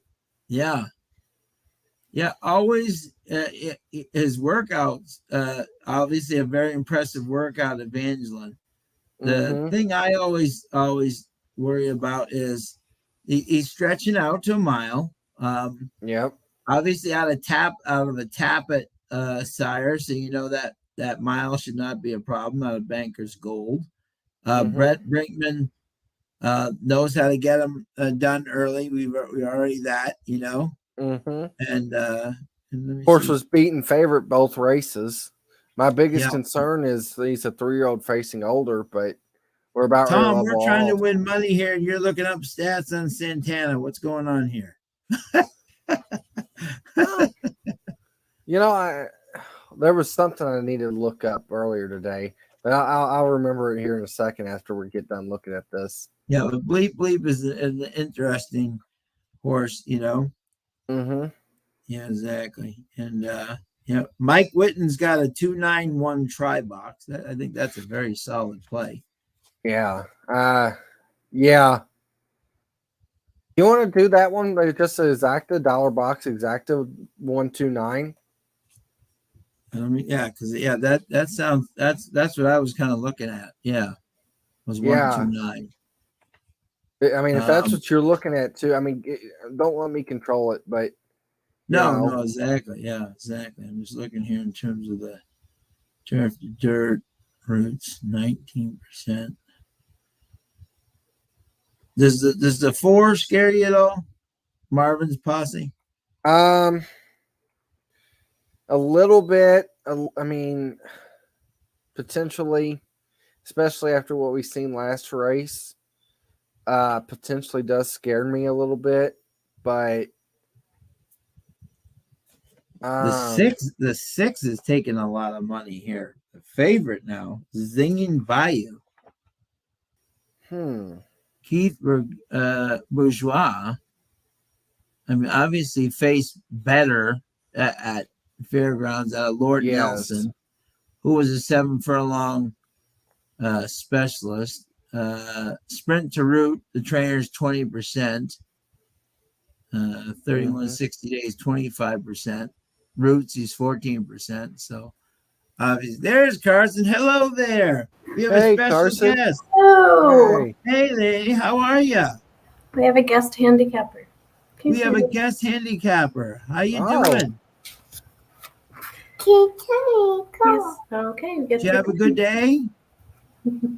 Did you go to Keeneland? Did I see you at Keeneland with the horses? She's been a few days. Yeah, huh? What? How fun is that? There you go. Handicapper. Thank you for tonight. She just does not want to go to bed. Oh, I hear. She heard mommy was on TV. She was excited. Exactly. Yeah. I don't blame her. Wow. So, 5 out Carson, of 44, Tom. Wow. Did you get Look at that. Did you get a look at this Evangeline race, or was you too busy? Race 6. Yeah. Yes. Yeah. All right.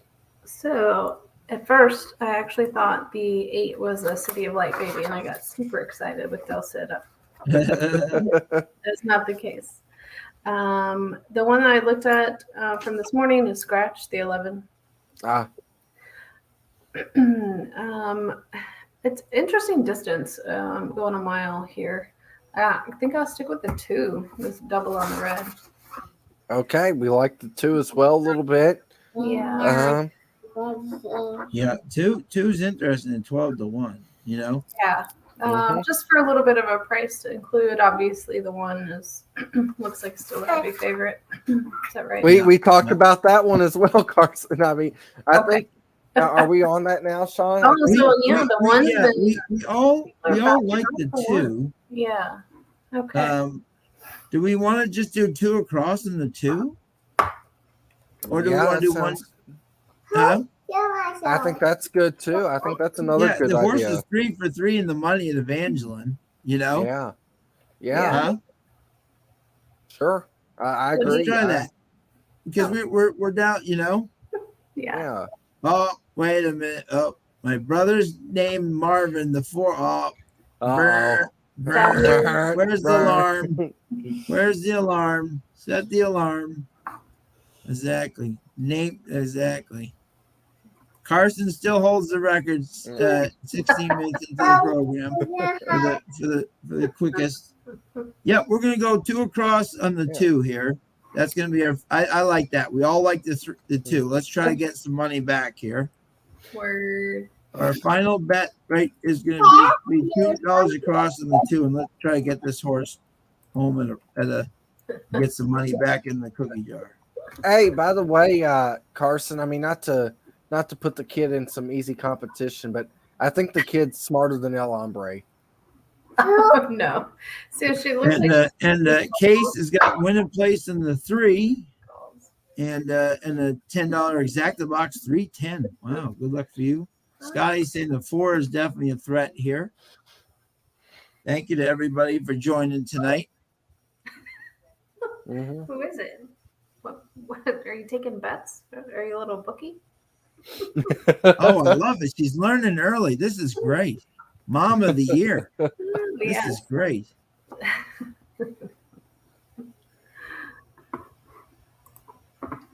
Double on the red.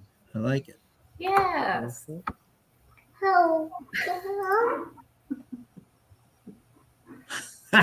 Shotty. I like bleep bleep because that's what I was saying during the lounge. Oh. Bleep bleep. Yeah. Oh, hey, Sean, you posted that wrong. You put 2 across on the 9. Was that supposed to be 2 across on the 2? Yeah, sorry. Yeah, 2 across on the 2. Sorry. Yeah, thank you. There we go. We'd have been saying bleep bleep 2. after that one. Yep. Yeah. 2 to win place across in the 2. Yep.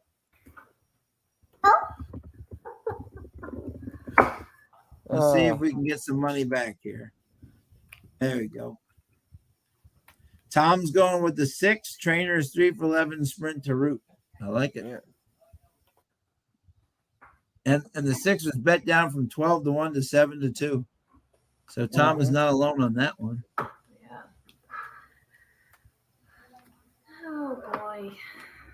This 8. See, we have a prodigy already right here. Look at this. This is why right here. Yeah. Mother and father of the year already it's not even May, and we have the father and mother of the year. She's already picking out with exact, and they bet it and it won. That's amazing. That's already doing better than me too. So it was pretty funny. And they're off. Oh, here we go. You got this, Dennis? Yeah, they're off. I won't be doing as great as a call as the last one was, but for the lead is Bleep Bleep and crossing over too. It's Bleep Bleep. Marvin's Posse is in second. Also, there is Custom Cadillac, which I wish we could all drive a custom Cadillac. Zingin' in the Bayou is sitting fourth, and then behind that one is Double on the Red, who is running fifth. That's our horse. Behind that one, it looks like Sea of Light with Del Cid, who's angling up. Also, right inside of that is Iron Moon, and behind that is Our Heat Seeker. The last two is Computerized, and even farther back is Creole Reb. And Bleep Bleep has the lead here, and I notice our 2 Double on the Red is looking for a hole, kind of begging for racing room here. Is Devin Majon, I guess that's how you pronounce that one. Bleep Bleep on the lead, still kind of uncontested here. Moving up on the rail is Marvin's Posse, and our 2 Double on Red is trying to follow that one, pulling down the goggles. Behind that is, on the outside of that is Singing on the Bayou. Come on, 2, get a hole. Come on now. Get a hole now. Come on, Devin. Get him going. Come on now. And off the turn is Bleep Bleep, who's still got the lead opening up. But here comes Double on the Red. Devin. Double on the Red is Shirley. Here we come. Come on, Devin. Look at this. Say, come on, come on. Double up. Oh, Red. Who bets on black? Wow. Double on the Red gets the victory. Yes. Yeah. Good job, guys. Look at this. Our expert handicapper joins us for 1 race, 1 win. She's undefeated. Good job. Good job, everybody. All right. Well done. Great call, Sean. Good. Thank you. I really like that horse. He was 2. That was my number 1 pick. He was 3 for 3 in the money at Evangeline. Some hadn't even run here. You know? You know what? Oh man. You know what though? At I know our 2-9. I know. We were gonna do 1-2-9. And wait a minute, Mike Whitten. Wait a minute. Who got Mike third? Mike Whitten, I think he had 1. Did Tim have? Oh, the one didn't get third. Oh, who got it? The one didn't get third. I hope he played a exacta too. Yeah, I think he had a box 1-2-9. I think. I thought that was a try. I hope he played the exacta with it too, though. Oh man, yep. Is the one calling something on the 2 here out of the gate? I don't think so. Is he? I don't know. They just re-showed the start, so I wasn't sure. Oh yeah, they're just showing they just showed the start. Okay, all right. Anyone that had Bleep Bleep, that was a heck of a try. We're picking pennies. Oh, right look at Mike. Mike, did you have the try? Oh. Or no? What did you have, Mike? Tell us what you. He had a try. Mike had a try. Oh no. Dennis, you and I were gonna do 1-2-9, but you know what though? I like the way we played that. Yeah. We're all geniuses after the race at a track like this. We did the smart thing, and folks, we're all geniuses after the race. You know what I'm saying? We're all geniuses after the race. This was a great way. We were down to $15, right? And now we get a 9-1. We got 21.80, 10.20, 5.80. Bam, we're right back in the game. You know, we're all geniuses afterwards, and the exacta paid. Oh my God, $85.90. Yeah, but we're back. When you're down to 15, this program. What we try to do is we're not trying to bet $300, and you know what I'm saying on a budget. We're trying to make it to the last race. That was a great way to just single a horse that you thought had a real chance. You made your money. We're almost back to where we were. Exactly. Rather than if you try playing exactas and all that, you could be down to zero. Yeah, So exactly. So we did the right thing there. But And to do some improv real quick, if you had the 9, here we go. Come on, you mother! Come on, 9! Come on, 9! Mother! Well, we lost, mother. Yeah, exactly. Bleep. So, there you go. There's some. So right there, right, Greg. That's exactly the way our 2 got up, and we're happy. Yes, Yes. Exactly. We're all geniuses after the race. You know what I'm saying? Like I came in first, second, and fourth today in the Keeneland race 5, right? Yeah. And I had the exacta, but I didn't do. I would have had the. We're all geniuses. We're all geniuses after the race. You know what I'm saying? But it doesn't mean 86 for $1. Thank you, Case. By the way, thank you very much, sir. Thank you, Mike. The race 5 at Keeneland, was that the Gray Wizard? Yeah, exactly. Yeah, and if you had the 9, Marvin would have run second. Oh, Scotty, wow, that paid very well. Very well. Yeah, so right there, 2180, 1020, 580, 3780, and we bet 6, which is a 3180 profit. So now we are 4680. We're right. We're back. We're right where, we're right back to where we are in race. Great job, guys. That's and that's the nice thing. Yeah. Great hit. Now, I mean, Mike for always playing. We always appreciate that, my friend. I mean, not to pat myself on the back there. I did like the call of who bets on black, double up on red. That was excellent. Double up on red. Back to even, my life story. I love it. What's that, Carson? Oh, a good roulette bet, a good redhead bet. Yeah. Scotty, you are in luck. You just literally missed, but tonight only because Dennis Trusty is on this show. No, 40%. No, exactly. Venmo, just Dennis Trusty, he will get it right back for you. So don't worry, buddy. You're just like us. You're right back in the game. Don't worry about it at all. Exactly. Our man is generous. It's Christmas. I'm going to get sued for false advertisement, and I didn't even advertise it. Him and Bitcoin. Exactly. Yeah, exactly. The Bitcoin. We're going to call him the Bitcoin guy. Exactly. So we are on to the 7th race. Right back. We are down $3.20. Yeah. Or no, let me see. No, let me hold on. No. It's a little. I think there's a little bit of miscalculation there. But but we're So we're down to 9, and we got 37.80. Yeah, we're down. 320. So okay, exactly. Yeah, exactly, Tom. We're slow and steady improvement. See, we're starting to kind of learn exactly a little bit about this track. Yeah. And see, now we're back up to 46.80. We're to race 7. And now all we have to do is just bet $46 on Del Cid, and we're and we're fine. No, exactly. No. All right, race 7 coming up here. 5.5 furlongs, optional 20,000 per 32. Exactly. And who did we like, Carson? I asked you, who did you like first here in race 7? Top pick for race 7 would be the 5, Maestria. Yeah. How we're pronouncing it. Mastery. Maestria by Mastery. Excuse me. Yeah. By Rosa Salvaje. Spanish is a little rusty since I've left Florida.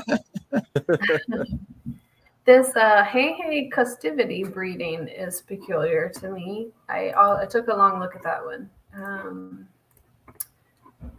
I don't know where they got the name for this horse, if it was from the Moana character. It's just interesting.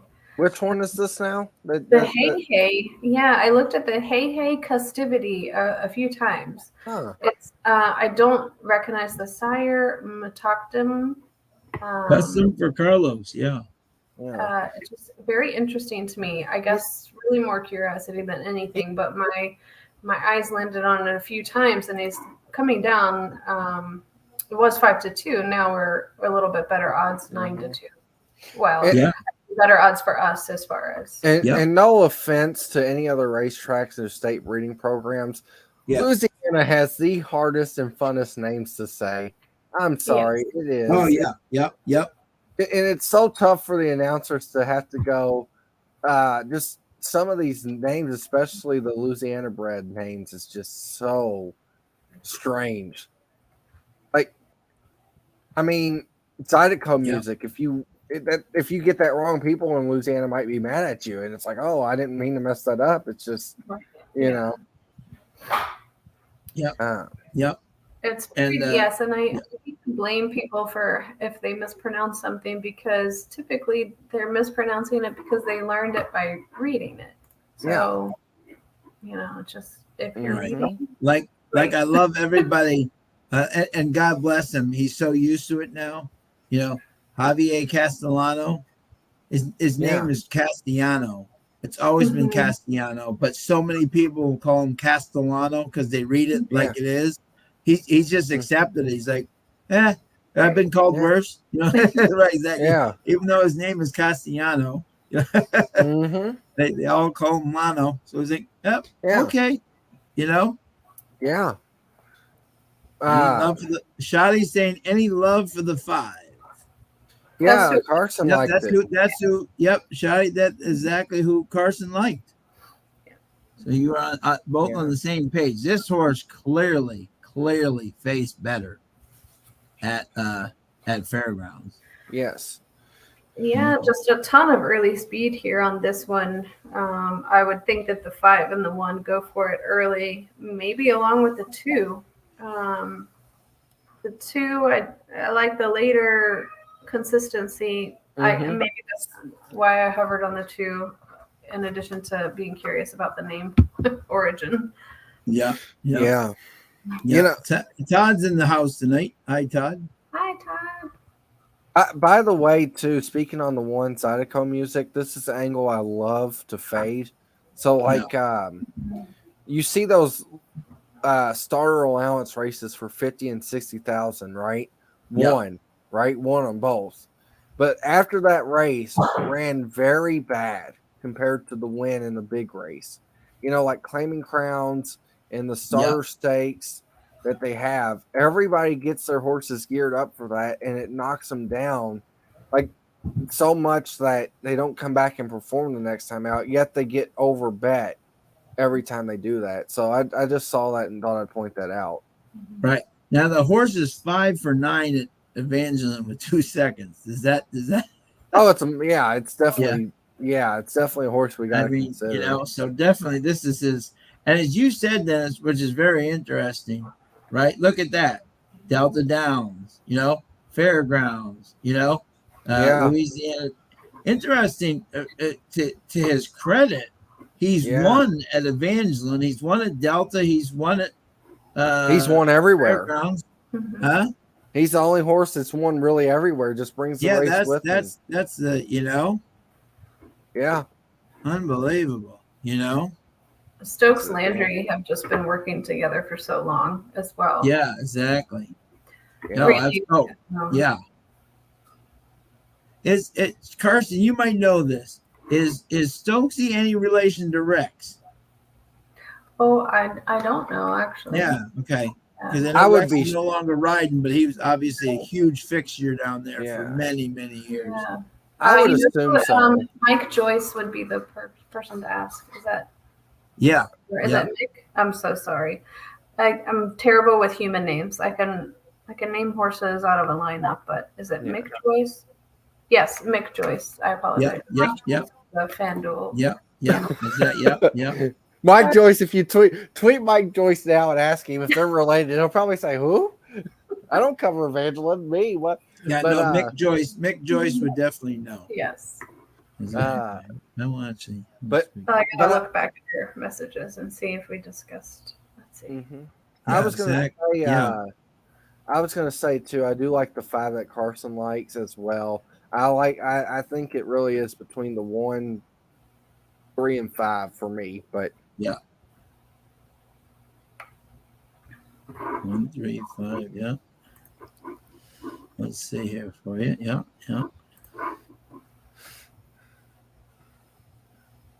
This is and let us know who you guys like here. Yeah, Rex is a Mountaineer. Yep, absolutely. Rex was that Mountaineer. Yep. Yeah. He was all over the map, but he won in a lot of places. He was very good. That's the funny thing about horse racing is if they have the same last name, they're 9 times out of 10 are related.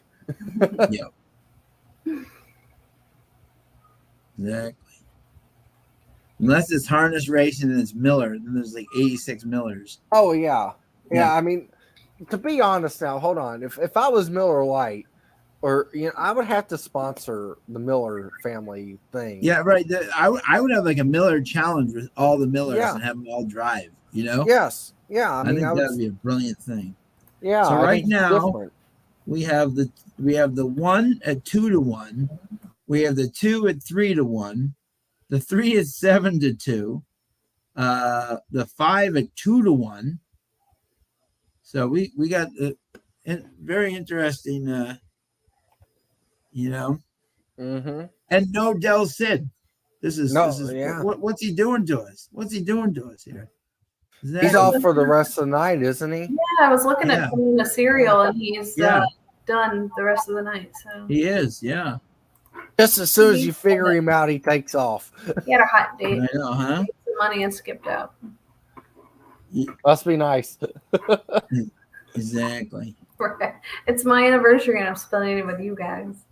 Yeah, we are blessed. We are blessed, truly. Well, I mean, where else would you rather be? I mean, would you rather be here with friends and everything? And I know when you get off here, you'll probably go back, and then your husband will be there. Or would you rather be at some fancy dinner that really nobody eats anything? Like the plates are like this small, probably. So.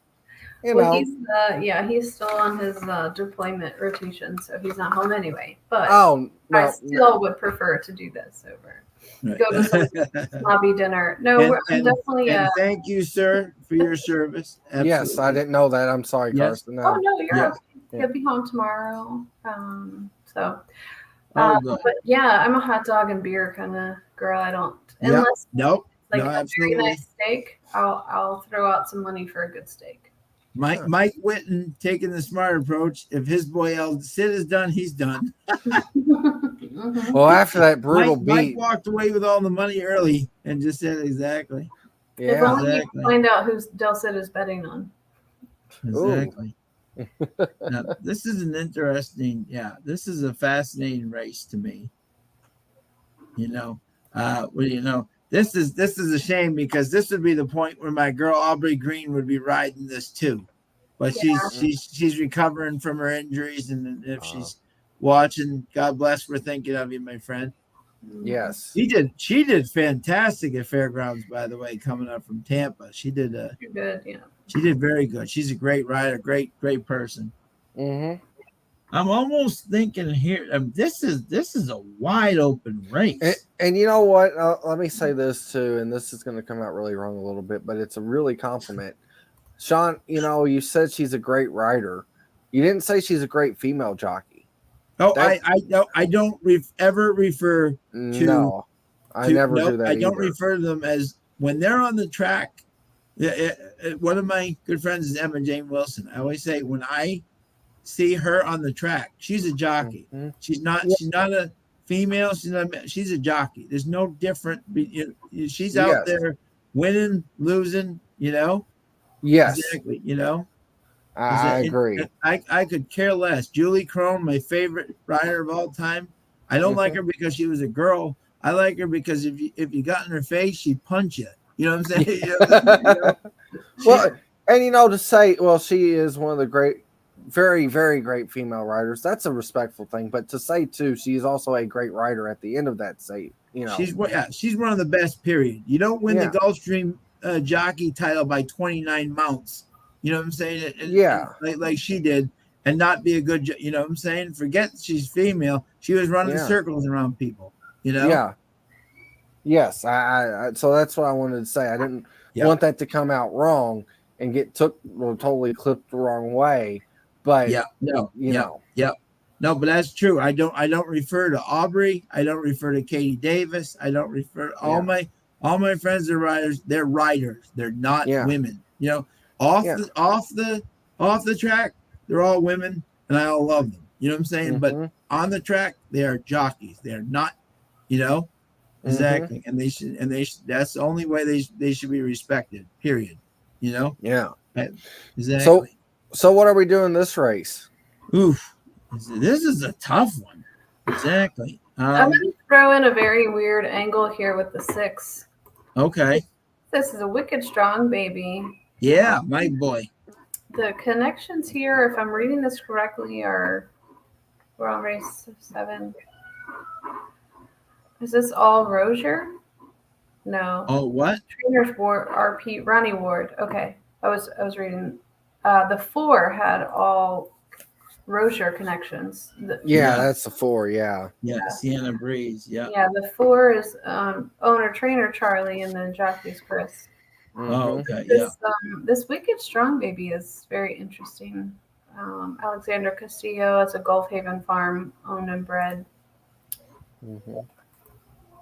Not great recently. I think the record on 4 and the works on the 4 were really not terrible. Yeah. Yeah, I might use the 4 underneath for a little bit of price. Absolutely. Let's see. It's hard to. Interesting about the 5. But interesting about the 5. The 5 has never run at Evangeline Downs. You know. Yeah. You know what I propose, which I kind of like, is Carson's original thing. I say we go back with our 2 across and the 2. Hey, high Custivity at 9-2 and try to get back over $50. Well, maybe not show, because if it's show and it chalks win in out, place, like 5 win in place could be interesting.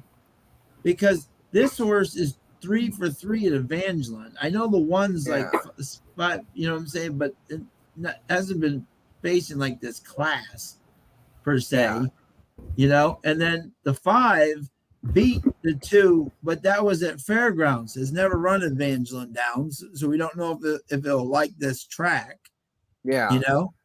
And and the 3 is running all Fairgrounds and a bigger, and if that horse goes out for the lead with the 5, maybe the 2 sitting right off him, you know. So I mean, for me, I'm going to take a Exacta box 2, 3, 5, but I'm okay with doing any of those horses to win or place too. I mean, and if it's a 2, it's a 2. If it's a 5, I know Carson liked the 5 as well. I mean, Carson, which one did you like better for the odds?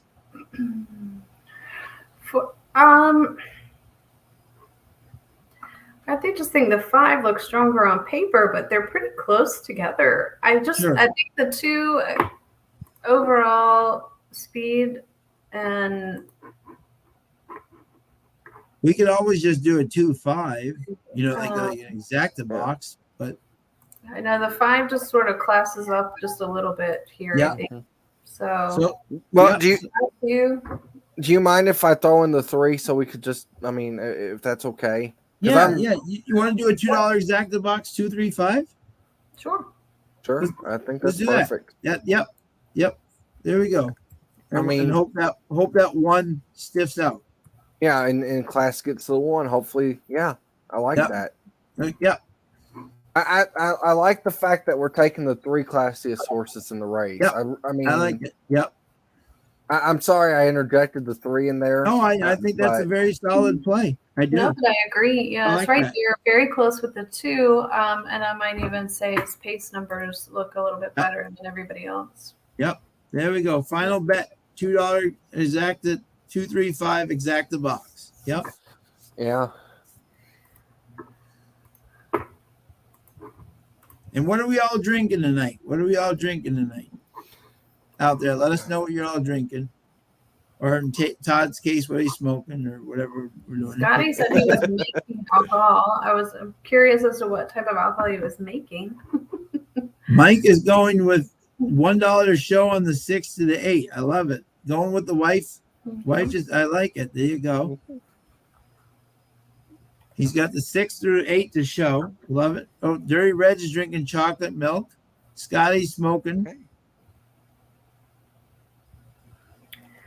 I've got my tequila back on the tequila before I get bourboned out next week.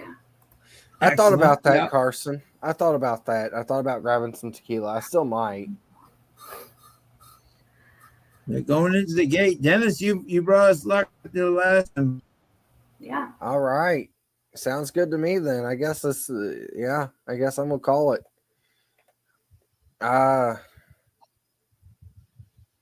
Here. Your 3 is misbehaving.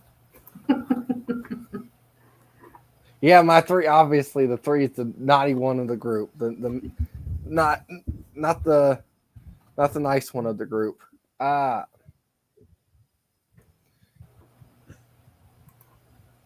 Oh boy, yeah. So I've been calling the names like or at least trying to. This one's gonna be hard for me. Because this is gonna be interesting because these names are a little tricky. All right. Todd's got the daily double working. Let's see.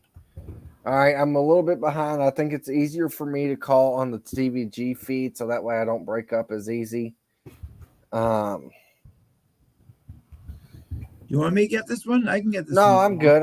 I got it. I can get All it. right. There you go. There you go. And thank you again to everybody for joining us tonight. So appreciate it. Trying to win some money. Greg's drinking Guinness.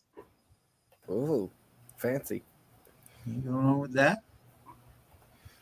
All right. Locked and loaded. They're all in. Using the FanDuel thing. All right. Whoa. Did somebody just act up? The 5 just missed the gate. Oh, wow. They're off, and Il saw party, and the 5 is stumbling. That's not good. Holy moly. He just made up a ton of ground. Yeah, because that horse has a ton of speed. So I'm behind. And the 3 is on the lead, thankfully, but here comes the 5, like you all said. I'm going to try to watch this on video and see if it works. The 5 is right there. Hopefully it can sustain this humongous bid. Wow. Our 2 is coming right on the outside. I'm more in a cheering interest in this spot. Here comes the 2. Please box the 1 in. Box the 1 in. There you go. Box him in. Face him in. There you go. Come on now. Now finishing. Now out finishing. Come on, 2. Come on, 2 and 3. Finish. Come on, 2 and 3. Get up there, 2. Get up there, 2. There we go. Come on, 3. 3, 2. All right. Good job, guys. All right. Excellent. There we go. Look at this. There we go. Making money in the lounge. Man, that 5's lactic is probably like 500 after trying to make up that. Yeah, the 5 was probably the best horse in the race. And I also want to say, too, listen, I mean, the best pick of the race was Carson all the way around. So I know she had the 5 as one of her top, and I know she was torn between the 5 and the 2. But who was the other horse you said, Carson? That was Well, I was initially looking at using the 4 underneath. And that's the one that rounded out the superfecta. Almost got the. He did get the. It was hard for me to see there at the end. Yeah, he sure did. He closed very well. The 4. Nice job. Yeah. See what I love, and this is what I was saying to you guys, which is so great, right? Is that 2 is now 3 for 4 with a second at Evangeline. Yeah. That 5 beat the 2 at Fairgrounds, but had never run at Evangeline. So it's amazing in this Louisiana circuit how you can like one track but not like the other one. Right. Well, I give the 5 a pass here because the Oh 5 yeah, no, did. exactly. Yeah, I'm watching the Just got a start. What little happened wrong. to 5 here? We may actually get our money back if the 5 didn't get a fair start. No, No, I got a just, fair start. Yeah, 5 just dwelt. Yeah. Well, and here's another thing. So, like I said, I was behind. So when you said, "Oh, the 5," I thought, "Oh, did he act up?" Or, "Oh no, he just spotted the field 50 lengths." But great job by Joe Stokes to hang on. Yeah. Yeah, great job. Back. Yeah. Yeah, and You know, yeah, he pulled a golden pallet ascot in the gate there. perfect analogy on that. And our 2-3 is going to pay about 18-19 bucks. So we're now back over $50 going into the last race. That's excellent. And I agree. The 2 didn't stay at 9-2, but I'll take it. Excellent call on the 3, Dennis. 3 paid very well. Yeah, I mean, but I think too, if the 5 would have broke right, I don't think the 3 would have ran second. But who knows? Who knows? I will say this though, I would love to be a fly in the wall right now in that jockey's room with Jose Guerrero on the 1, talking to the 3 and a couple other people, not letting him out. That was definitely helped us out there. That pick definitely helped. Yes, I mean, I'm sorry, I like Guerrero. I think he's a good rider, but you don't have to move. You don't have to move. Yep. So our exacta paid let's see, 18.20. So and we paid 12. So we're up. That means I wish I had my thing here. Where's Tom? Tom, what is our actual? Tom would probably know our actual numbers. But I was trying to compute. Let me see here. I think we were down. I think 380 is all we were down, and we just made 620. Yeah, so we're over 50. So we're exactly. So we are back over 50 for the last race. Well done. Right. Is Greg, as they say, that was racing. Exactly. Definitely your 1 definitely got the short end of that. Exactly. Thanks, Tom. Much appreciated, my friend. Yeah. And now, as my friend Tom Mr. Johnson, Dave Johnson would say, and down the stretch they come for the final 8th race. So look at this, 9:22, and we're in the last race. Oh my Lord! This is unbelievable. Can't believe it. Exactly. Thank you to everybody who's joined us tonight. So appreciate it. 6.5 furlong maiden, 5,000 purse, 12,000. Louisiana breds, and once again, no LDs. Exactly. Il Salfati. It's a pretty big field we got for the. We have a very big field here. Yeah. Exactly. Yep. And here we go. Yep. And let me see here. Yeah. And Carson, who did you like here, my friend? For this one, the 11 seems to be keyed up and looks like he's taking some money. 8-1 on the morning line, and now I think we're at 3-1. No, now we're 7-2. So not terrible. No, not at all. Kind of a wide post, but we're going 6.5, so it's okay. And then which horse was that again, Carson? Sorry. The 11 mule. The 11, yeah, with Guerrero, yeah, and knowing Guerrero, he's probably a little hot under the collar right now. He wants to go back out and win a race. And a mine shaft baby. I haven't seen one of those in a while. Trainers 3 for 5 at the meet in the money. Yeah, and then the trainer on the 7 is the one who gave us the good payout on the 2 in race 6. Yeah, Zenon Jr. Yeah. With the apprentice Barrera aboard. Yeah. Yes. finished. Yeah. Early speed on the 5 with a little bit longer odds. I don't know about his distance here. Yeah. By the way, Tim is letting us know that there are still 4 races to go at Chucktown. Well, we're not allowed to go there anymore. But if anybody wants to stay up later, I'm we talking Charlestown? Hold on. Listen. No, we're not. No, I'm just saying. Oh, yeah. I'm just saying. I mean, hey, we could double down, and do both. No. Exactly. We've done just fine. Exactly. I like how Sean's allusion to the effort away to get away from Charlestown. It's all we're doing we've just done fine. Exactly. We're doing fine. Carson and I just hope that Andre Ramgeek wins every race. That's that's it. And the Penningtons and Ollie and all the Juba babies. Shout out to my Juba babies. Yeah. Exactly. I love Julie. I think Julie's my favorite. Don't tell Andre, but I prefer. Julie is the bomb. Tonight, that would be great. Julie is the bomb. Handicap some races with her. Let's see. She is fun. That is her one and love it and only track. She loves it, you know. So, who did you like here, Dennis, in the final race? So far I'm still looking, but I'm just looking around still. Nothing sticking out to me yet. And by the way, I want to shout out to all the Kentucky fans. Will Levis is still on the board as a Cards fan. Now you know how it feels when you're. I was pronouncing his name wrong the whole time. It's like Levi's. Levi's. I don't care. Yeah. It's funnier. You know what? It's funnier to say Levi's. So he's Will Levi's. I hope that's right. And you know what?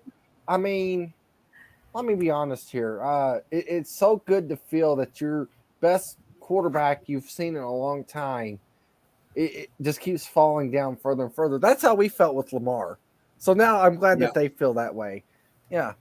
Now, but we all know Levi's will not have a career like Lamar ever will. So no, I'm kidding. Yeah.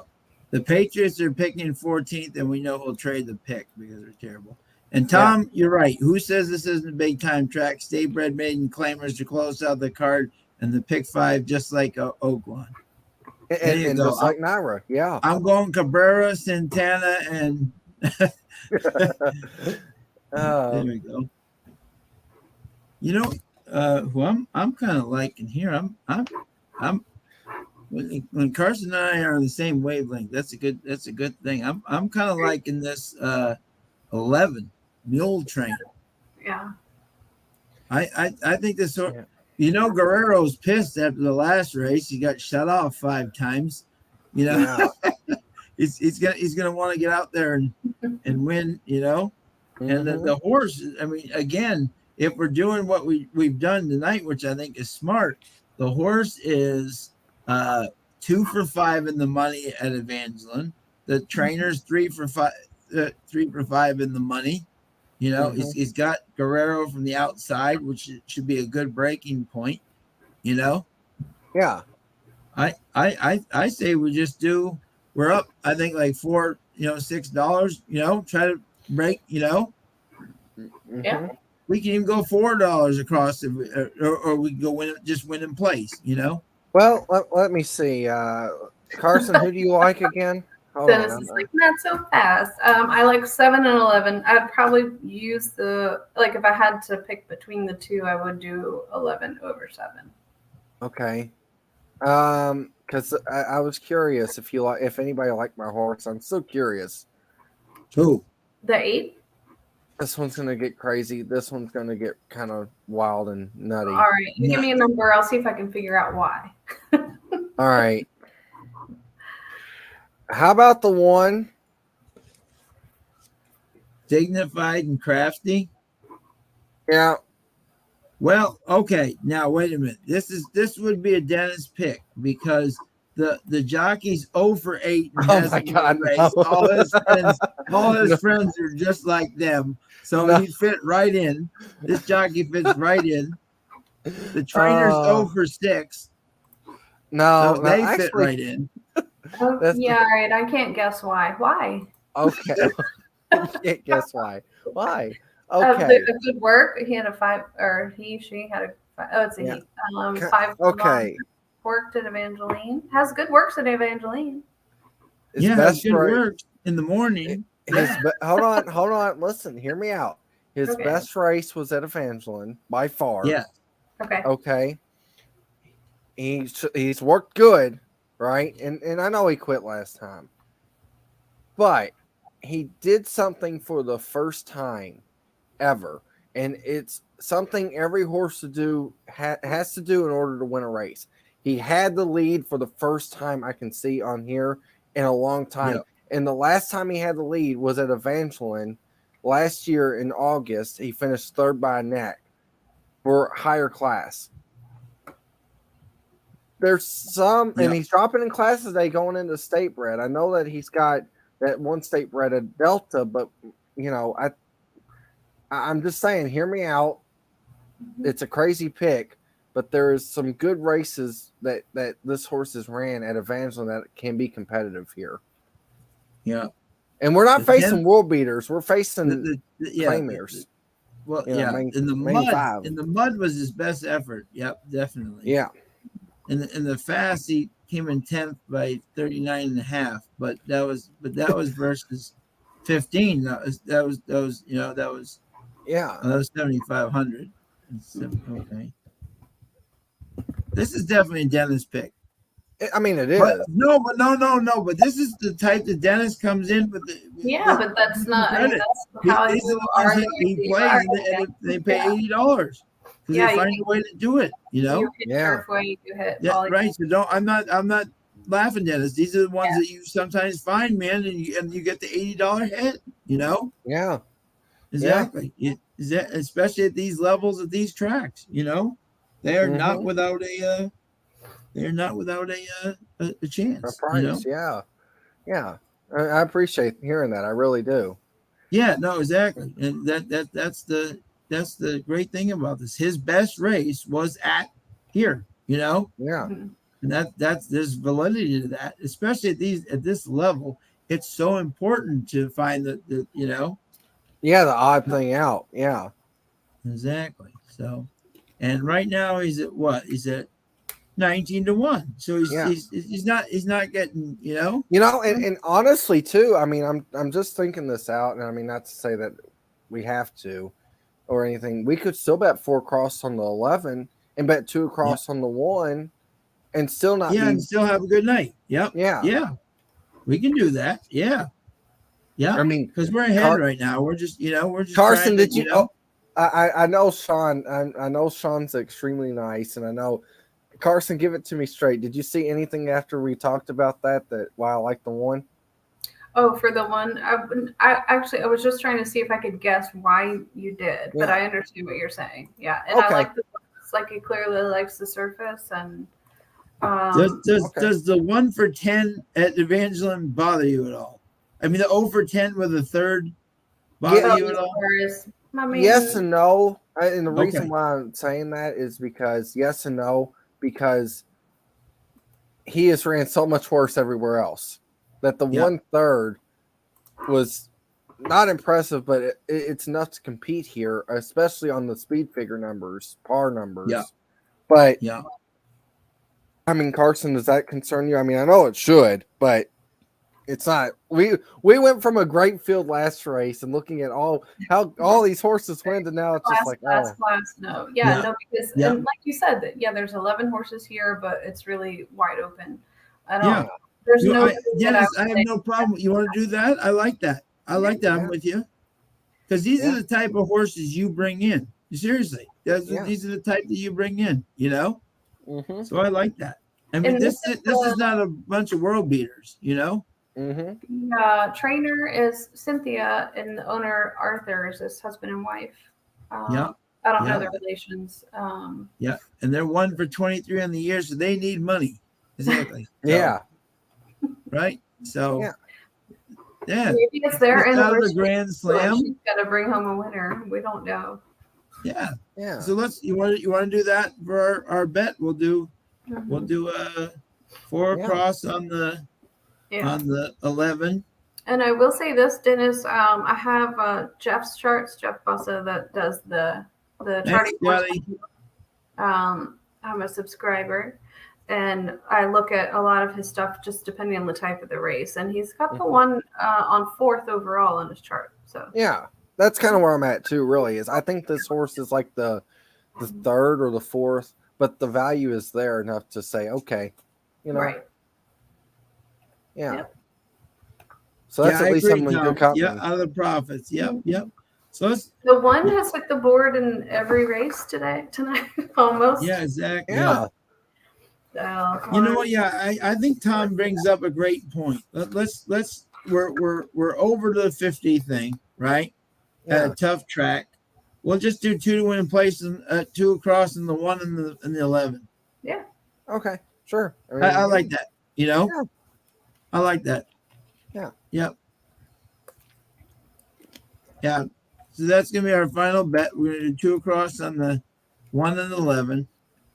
Mm-hmm. And then that way we just walk out, hopefully, Yeah. at a very tough track, Mm-hmm. and we've moved the needle tonight, Yeah. And by the way, Dennis, you were very close. I mean, your exact was the right combo, just the wrong thing. Carson, yours was very close, just missed. You know what I'm saying? Mm-hmm. So, Zach, if the bomb doesn't get in the way, Yeah. my horse didn't have a chance. But that's no. But that's part of a team. That's part of a team. Yeah. You know what I'm saying? Is that you can laugh at that? No, definitely not. There's been times when I'm looking at Keeneland, specifically the spring meet, and I just want to call Sean and be like, "What would you like? Put you on Zoom and conference call you in?" Absolutely. Honestly, I think the group effort mindset is just outstanding. It's great, Yeah. Yeah. This is, and there's our guest handicapper again. So who do you Hello, like? guest handicapper. How you doing? You having a fun night with Mom? You're talking to you. You're 1 for 1 for us. You are a lucky charm. Yeah, you're lucky. Yeah. Want to call in the 1 and the 11? Yeah, call him the 1. Oh my God, Mother of the Year. This is great. She's learning bets. This is awesome. I would have just liked it if it was. I would have thought it'd been funny though. She's like, no. No. Which one do you like, baby? Which horsey?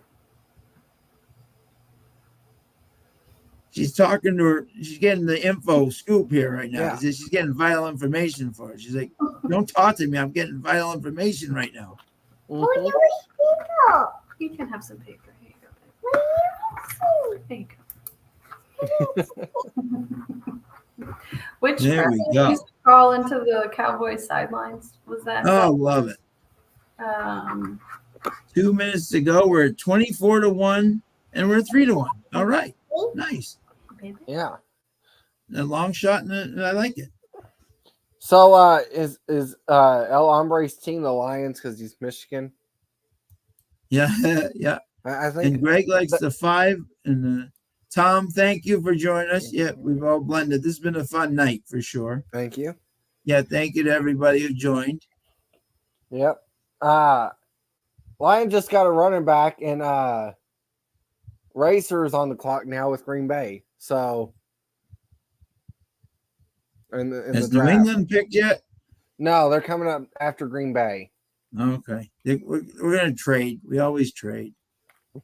Trade with us. We'll trade you the 29th overall. Yeah, is that... Yeah. Life without Brady. Yeah. For it's us. a tough life. Yeah. We got our 6. We're fine. Mm-hmm. We'll live. Celtics are up 68 to 67 at halftime. Yeah, that's yeah. I didn't Chokers. see that. The chokers are doing it again. Let me see. Okay. So we got a couple of minutes to go here till the last race. This is I don't know if you guys are watching the post parade. The 7 just looks very odd in the back legs. I don't know if and I don't know. It's like they're a little bit keyed up, and it's where they like go to start to jog or trot, and it just looks odd, but it looks very uncomfortable. I don't know. I don't think I can think of a word for it. Okay. I think the worst. 11 is definitely on his toes. Look at that. Without an outrider. I like it. That means the jockeys, if the jockey doesn't have an outrider, that means they're pretty confident in what they got in the horse. Either that or they know the horse is pretty content on being calm and slow. Yeah, right. Yep. Sleep. Yeah. Exactly. So I don't know. I like your one, Dennis. The post parade looks good. Yeah. Little compact, short-backed guy. She's talking to her bookie right now. Love it. Placing the bets. This is. You are the star. She gets the gold star of the night. Yeah. She is a mess. Full mess. Let's see.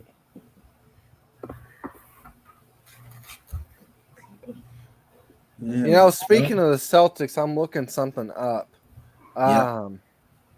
So, how many threes does Trae Young have? Oh God, I wish I'd have bet that. I took the other night. I took Trae Young to score over 2.5, 3 3-pointers. He had to make 3 3-pointers or higher, and he made 5. Today, the number was the same, 2.5 on the betting line for Trae Young to make 3-pointers. He's already got 4, and it's halftime. I mean, if he's, if they're going to have any shot to win, I mean, not saying this because of Boston or anything, but from a betting side, if they have any shot to win, he's going to have to at least shoot 15 3-pointers.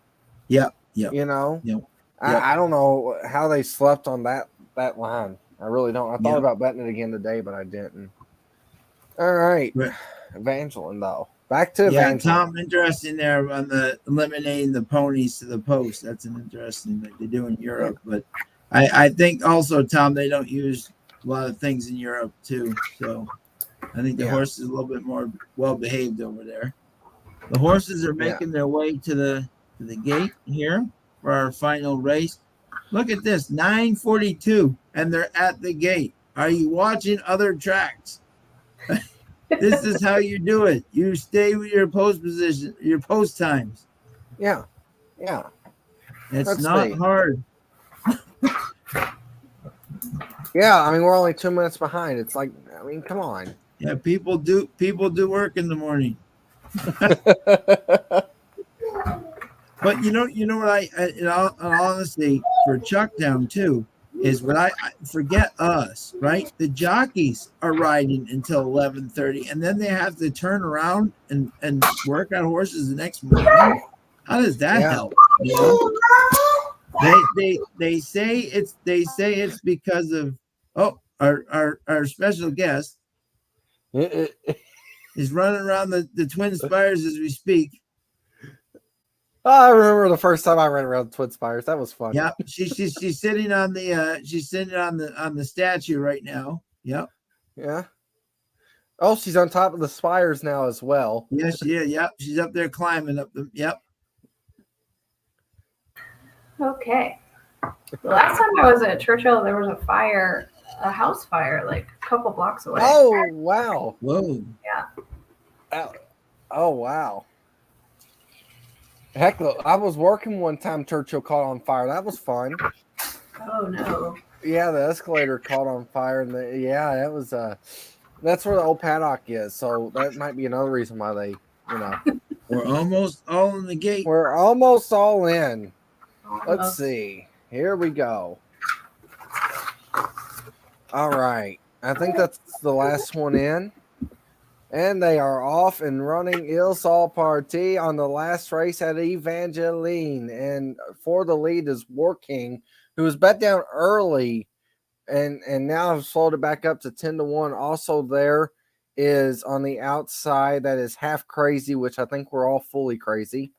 Next behind that is kind of just a gaggle of horses here with Runaway Jim. On the rail there is our one horse, Dignified and Crafty, who's kind of really checking though, but in a good spot. Also, there's Mullet Train or Mulletran or Mullet whatever. Yeah, I mean, 11's really got a good shot. It's a shame the one just had to check. He was running an okay race. He was running a good race. Yep.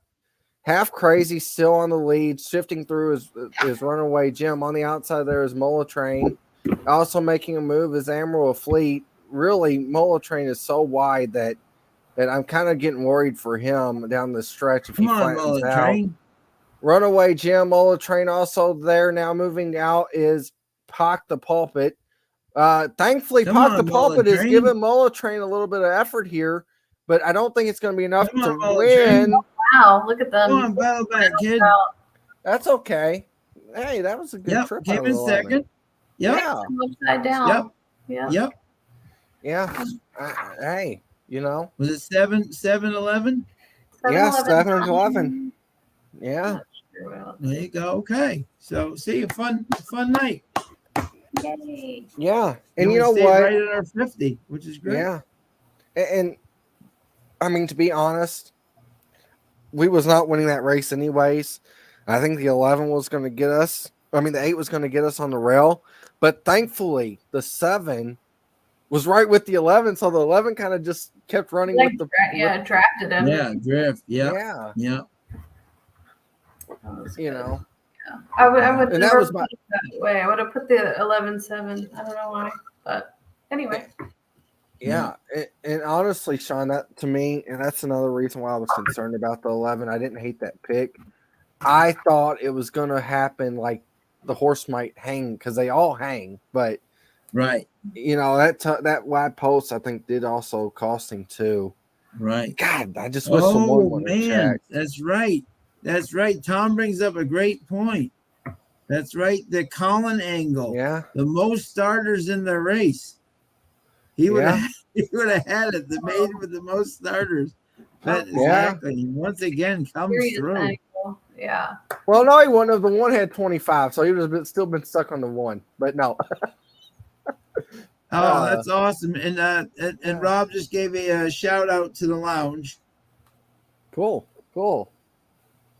Oh no. I did a superfecta key box with a key the 11 with 1578. Oh no. And the 9 ruins it. Yeah. I don't know why I keep gambling on those, but I'm always one off on the bigger tickets. Well, and let me say too, like I said about the one, he got checked and he was running such a good race. He was in 4th and had a really good spot, but had to check. So I'm not saying write that one down because there's no way I could say write that horse down, but I was in a good position in the backstretch and really had a legit chance to hit the board. Yeah. Ran a good race. Shame.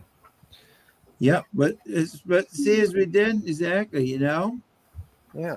And we got a shout out from the track announcer, which is great. Yeah. He's a very friendly, communicative guy, you know. Yeah. Who is it? Evangeline? Yeah. Yep. Mm-hmm. No, who is it? Sorry. What's his name? Rob Toole. Yeah. You can follow him. Anyone who wants to follow him is at Real Tool Time. So that's REALTUELTIME. Mm-hmm. All right. Have to find him on there. Yep, definitely find him. Follow him. He's a great. I honestly can say the Louisiana ride. Look at this. Dooley, Stevens, and what those three, the communication they do with their people, all three are excellent, you know. Don Stevens with all like his videos from like the and from Delta, all that stuff, and all excellent, right? Announcers down there, Very true. exactly, So how did we do tonight at the end of it Yeah. all? I'm looking right now. So let's see. We bet 12, and let's see what we got back. I mean, we're basically even or close enough to even. Yeah, we closed exactly. We're going to be right around even. Let's see here. Mm-hmm. Okay, we got 620 back, and we're up 680. So we basically broke even. Yeah, had fun for a few hours. And exactly. Yep. Scotty, we are not live tomorrow, my friend. This is the cocktail lounge is on Thursdays, but thank you for joining us. So appreciate it always. Exactly. And Alexander, great shout out from the thing. Exactly. It's great. No. So I think when we what do you call it? When we convene next week, it'll just be 2 days until the Kentucky Derby. Unbelievable how quick it comes upon you. It seems like just the last week we were in like the first couple of preps, and now we're just days away from Oh yeah. And that post those I would say more than probably in the last 20 years, this year's post position draw will be the most important.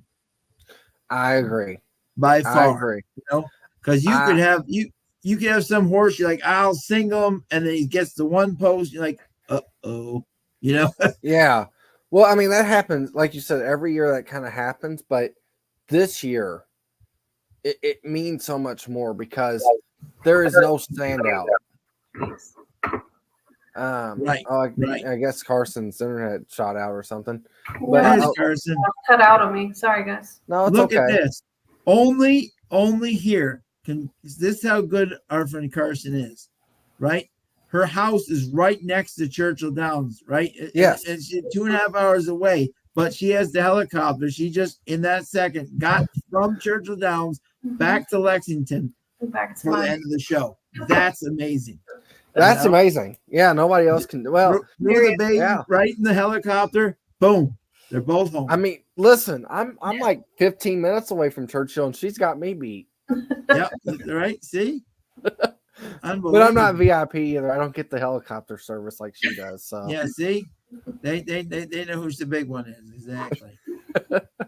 Yeah. Exactly. So that was a lot of fun. So yes, guys, a lot of fun. Great night. Thank you to everybody for joining here. What was 7,000 at Keeneland? Yeah, they hit Stone Cold exactly. I love it. See? Oh my God. Oh, $7,000, Malathon. Oh no. Oh, Mike. Always love chatting. Yeah, during the draw, that would be very exciting. I was saying, Carson, you missed it. I really believe this year, this post position draw is so important to so many horses. This is really going to dictate. Even like we said, from a pace standpoint, what is the pace going to be? Because if someone gets trapped on the rail or something, they got to gun it. You know what I'm saying? Yeah. They can't be a 24. You know what I'm saying? Just to get out, they may have to run a 22, 23.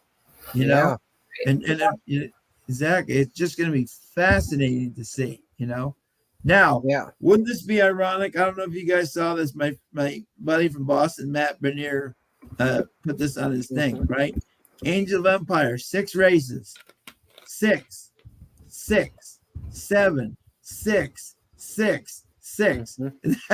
He's been the 6th horse in almost every single race. It'll be interesting to see where he ends up. Yeah, and that is funny. I tell you what, another thing for me personally, this is just a personal thing for me. Yeah.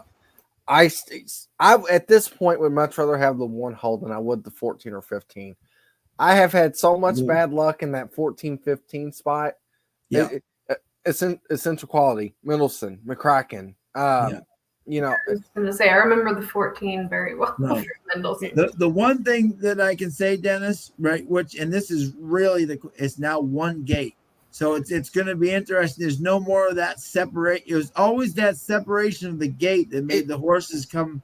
You know what I'm saying? Because whenever a young horse doesn't see anybody to the left, they're going to go to the left or right. I thought that too, Sean. And I mean, not to contradict that, but I thought that too, because when they first debuted it in 2021, the year that Medina Spirit won, I thought, okay, the 14-15, I'm not sold on it yet, but I'll see what they do. They both did the exact same thing and bumped each other. I said, well, that was the year Essential Quality was the 14, got bumped by the 15 twice out of the gate.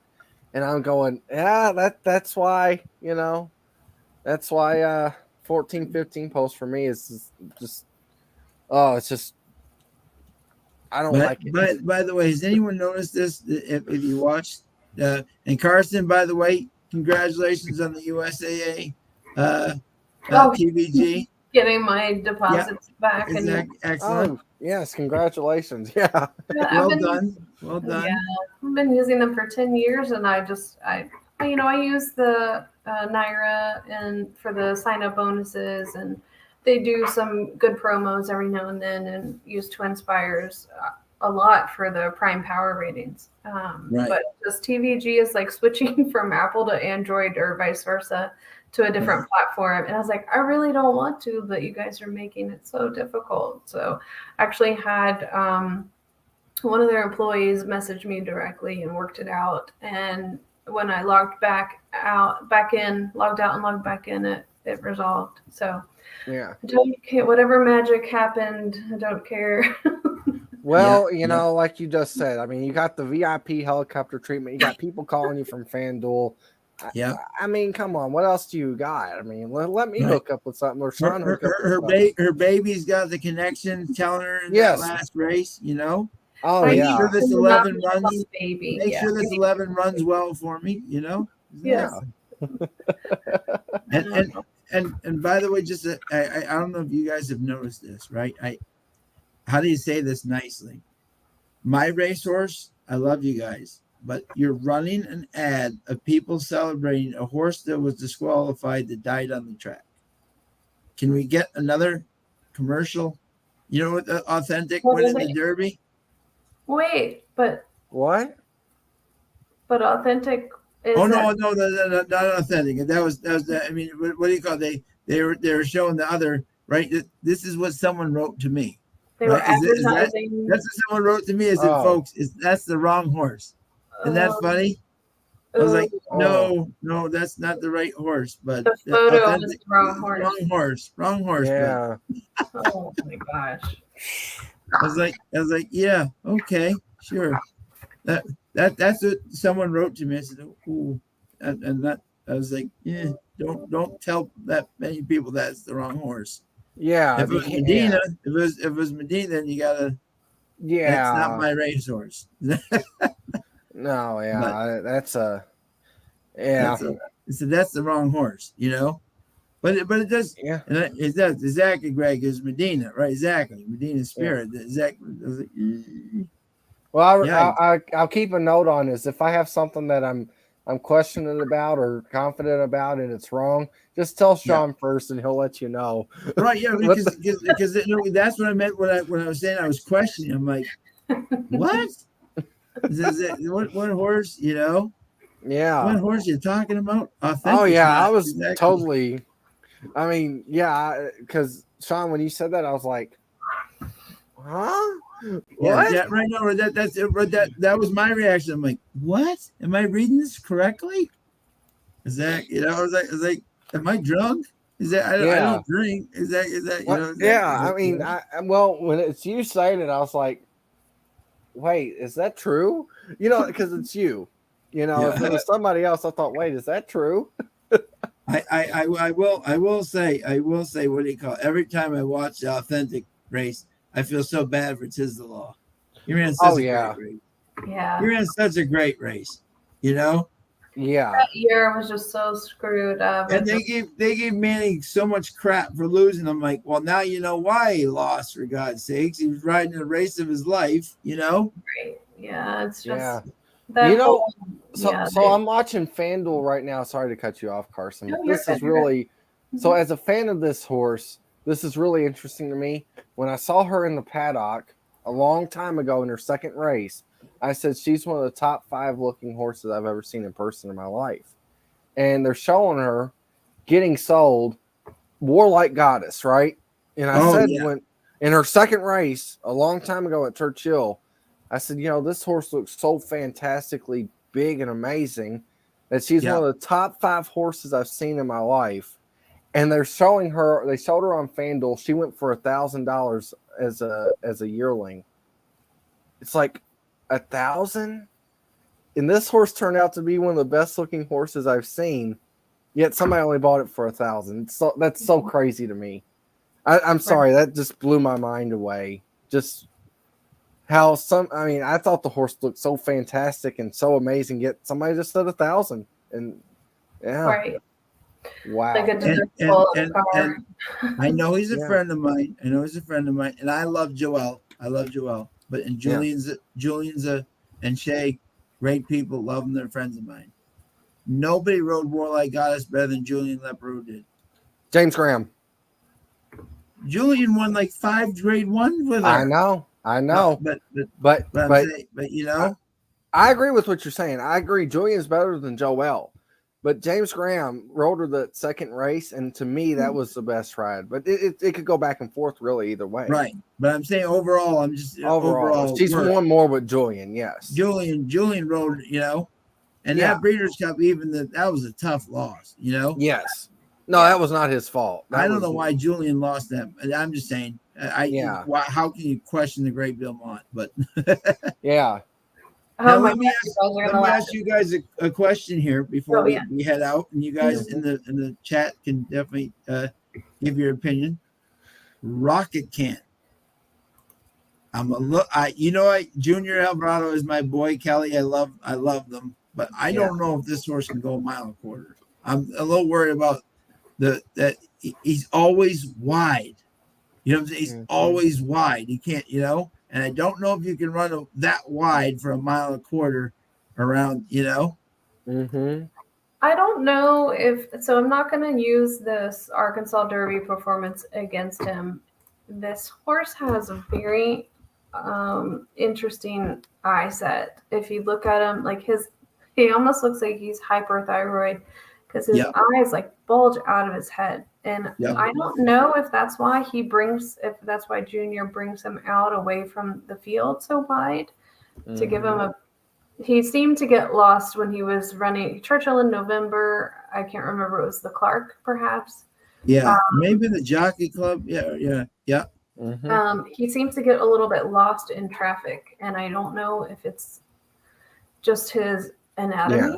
Very interesting, though. It is. It's not like a flaw per se. It's just unique to him. And I don't know if that's why Junior comes out wide with him. And I don't think that Bill ran him at Oaklawn with the intention of we need to win this race. It was, just qualify. Right.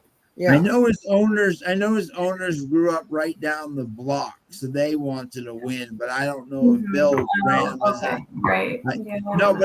I also think Bill just knew I'm not beating Forte. So why am I? You know what I'm saying? Yeah. Go to Oaklawn and not stay. I'm going the next closest thing and give him one more race before the Derby because I'm not beating Forte again.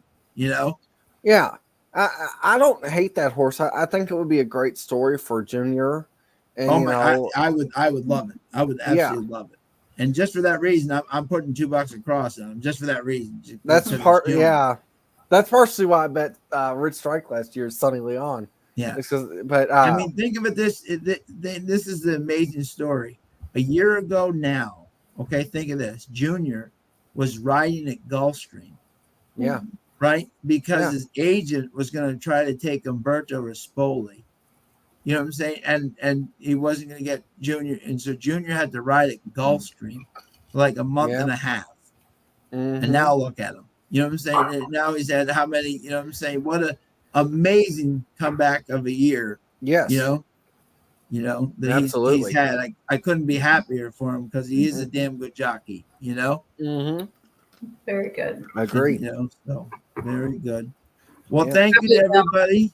Very quick Carson. Belmont story. Sorry, I'm going to enter. It's very Oh quick. yeah, go, absolutely. Let's take in the babe. He's probably like my all-time favorite trainer. And He is. anyway, he's just an amazing person, horseman, etc. Oh, Yeah. But I took the baby, of course, to Keeneland a couple of days this meet, and we were walking to the winner's circle last week, and just to watch the race so she could see him up close and she can see the track ponies and outrider ponies. And he is standing outside the winner's circle. He had a horse in. It was his Arrogate baby that he ran on turf. yeah. It was a very nice horse, by the way. I would circle that one for his next out. Yeah. And we were walking by, and it just, said, "Hello, Mr. Mike. Good to see you. Good luck to you." And the baby picked up my press badge and holds it up to his face, thinking he was like checking badges to get into Yeah. the Oh, that's awesome. But, yeah. Anyway, just very cute. Yeah, that's cute. Yeah. He is. He's such a he's such a great. My friend Rachel Halden, who's a trainer up at Woodbine. She's great. She used to be his assistant. Oh, okay. And it was just her 50th, and it was her 50th birthday. It was a surprise birthday party, and there's a huge picture of all the all the trainers down there, right? Yeah. And who was the first person to be there for her birthday was Bill Mott, right in the back, celebrating with her. He appreciates all his people where they've been. Yeah. You meet Riley, he's like a carbon copy of him, one of the nicest people you'll ever meet in your life. I first got to really know him well when he trained for Centennial King Kugat, who was a very good turf horse, and that was one of the few that Bill trained. And you just see his operation, and just and it's just so much immense respect for that man. I had a funny Bill Mott story actually come into my mind just now. My dad, I forgot all about this. My dad worked with Bill Mott when Bill Mott was an assistant to Jack Van Berg, going back into the 70s. Right. So, I mean, just funny enough so it all connected that Mott was a big time trainer, but at the time you would have never knew.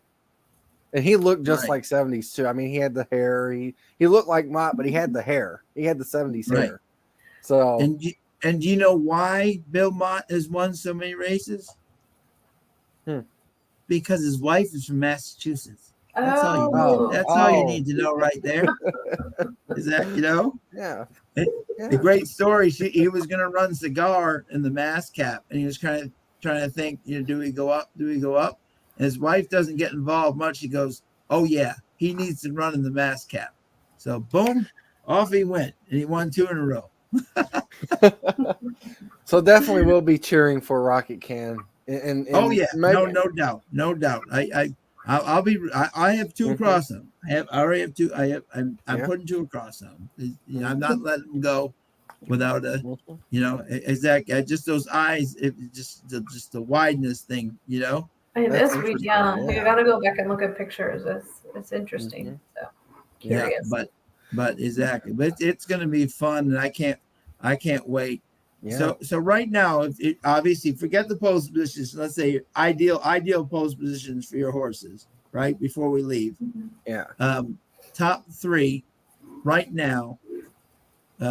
If obviously things can change. Yep.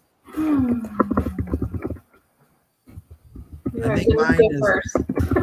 I'll go first. Yeah. Mine would be Angel of Empire 1, Tapit Trice 2, and Forte 3.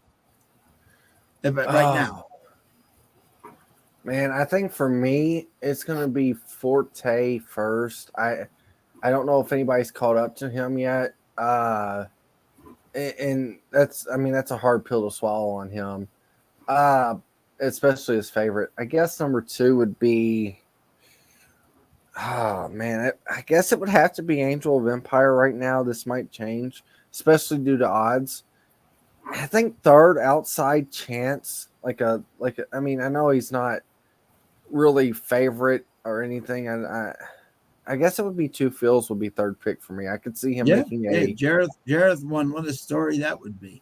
Yeah, that would be another fantastic What a story. story of Jareth and the man who's sick. Who owns the. I mean, what a story that would be. Mm-hmm. That horse is won on everything. He's like a Barbaro. So I mean, Yeah. so he could be dangerous. Carson, what is your 3? Kind of have a hard time with this. It's very hard for me to.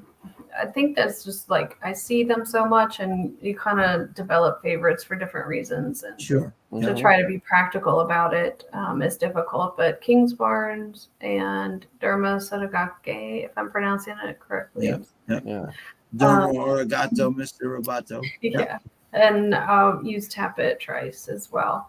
My big unanswered question is, Kenny is interesting fella.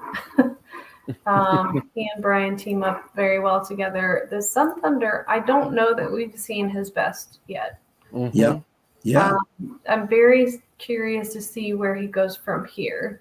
He's made the step up every time he's been asked. Grade, a maiden to grade 3, grade 2, grade 1. Not terrible performances at any time. So I think I would like to see him work this weekend and see where he is. Yeah. But, the only thing I ask Kenny is don't do what you did to your horse last year. Run them like 4 times in a row in like 2 months. That horse was talented. Yeah. He just ran him too much. Yeah. He was too tired by the Travers. He was exhausted. Mm-hmm. Yeah. I know Need runs them. So it's sort of like the Occam's razor, I guess. But if you don't run enough and then you run too much, there's a fine line between it. Yeah. So he's an old school guy, and he runs them because they're fit, and there's they're fit as a drum. Yeah. It's this day and age, it's a lot because what his horses are meeting on the track are, they've had 3 months off, and Yeah. No, well, absolutely. Is that it for tonight? Yeah, it is, guys. But thank you so much, Dennis, for joining us. Carson, always a pleasure, my friend. Anytime you need me on the Zoom, exactly. Yeah. Late races at Keeneland, I'm there. Yes, maybe tomorrow, our last day. There you go. Absolutely. All right, you guys have a great night. Thank you to everybody for joining us. Next week, we'll be back, and it'll be almost Derby time. Unbelievable. Yeah. Exactly. Thanks, guys. Have a great night. Night. Good night.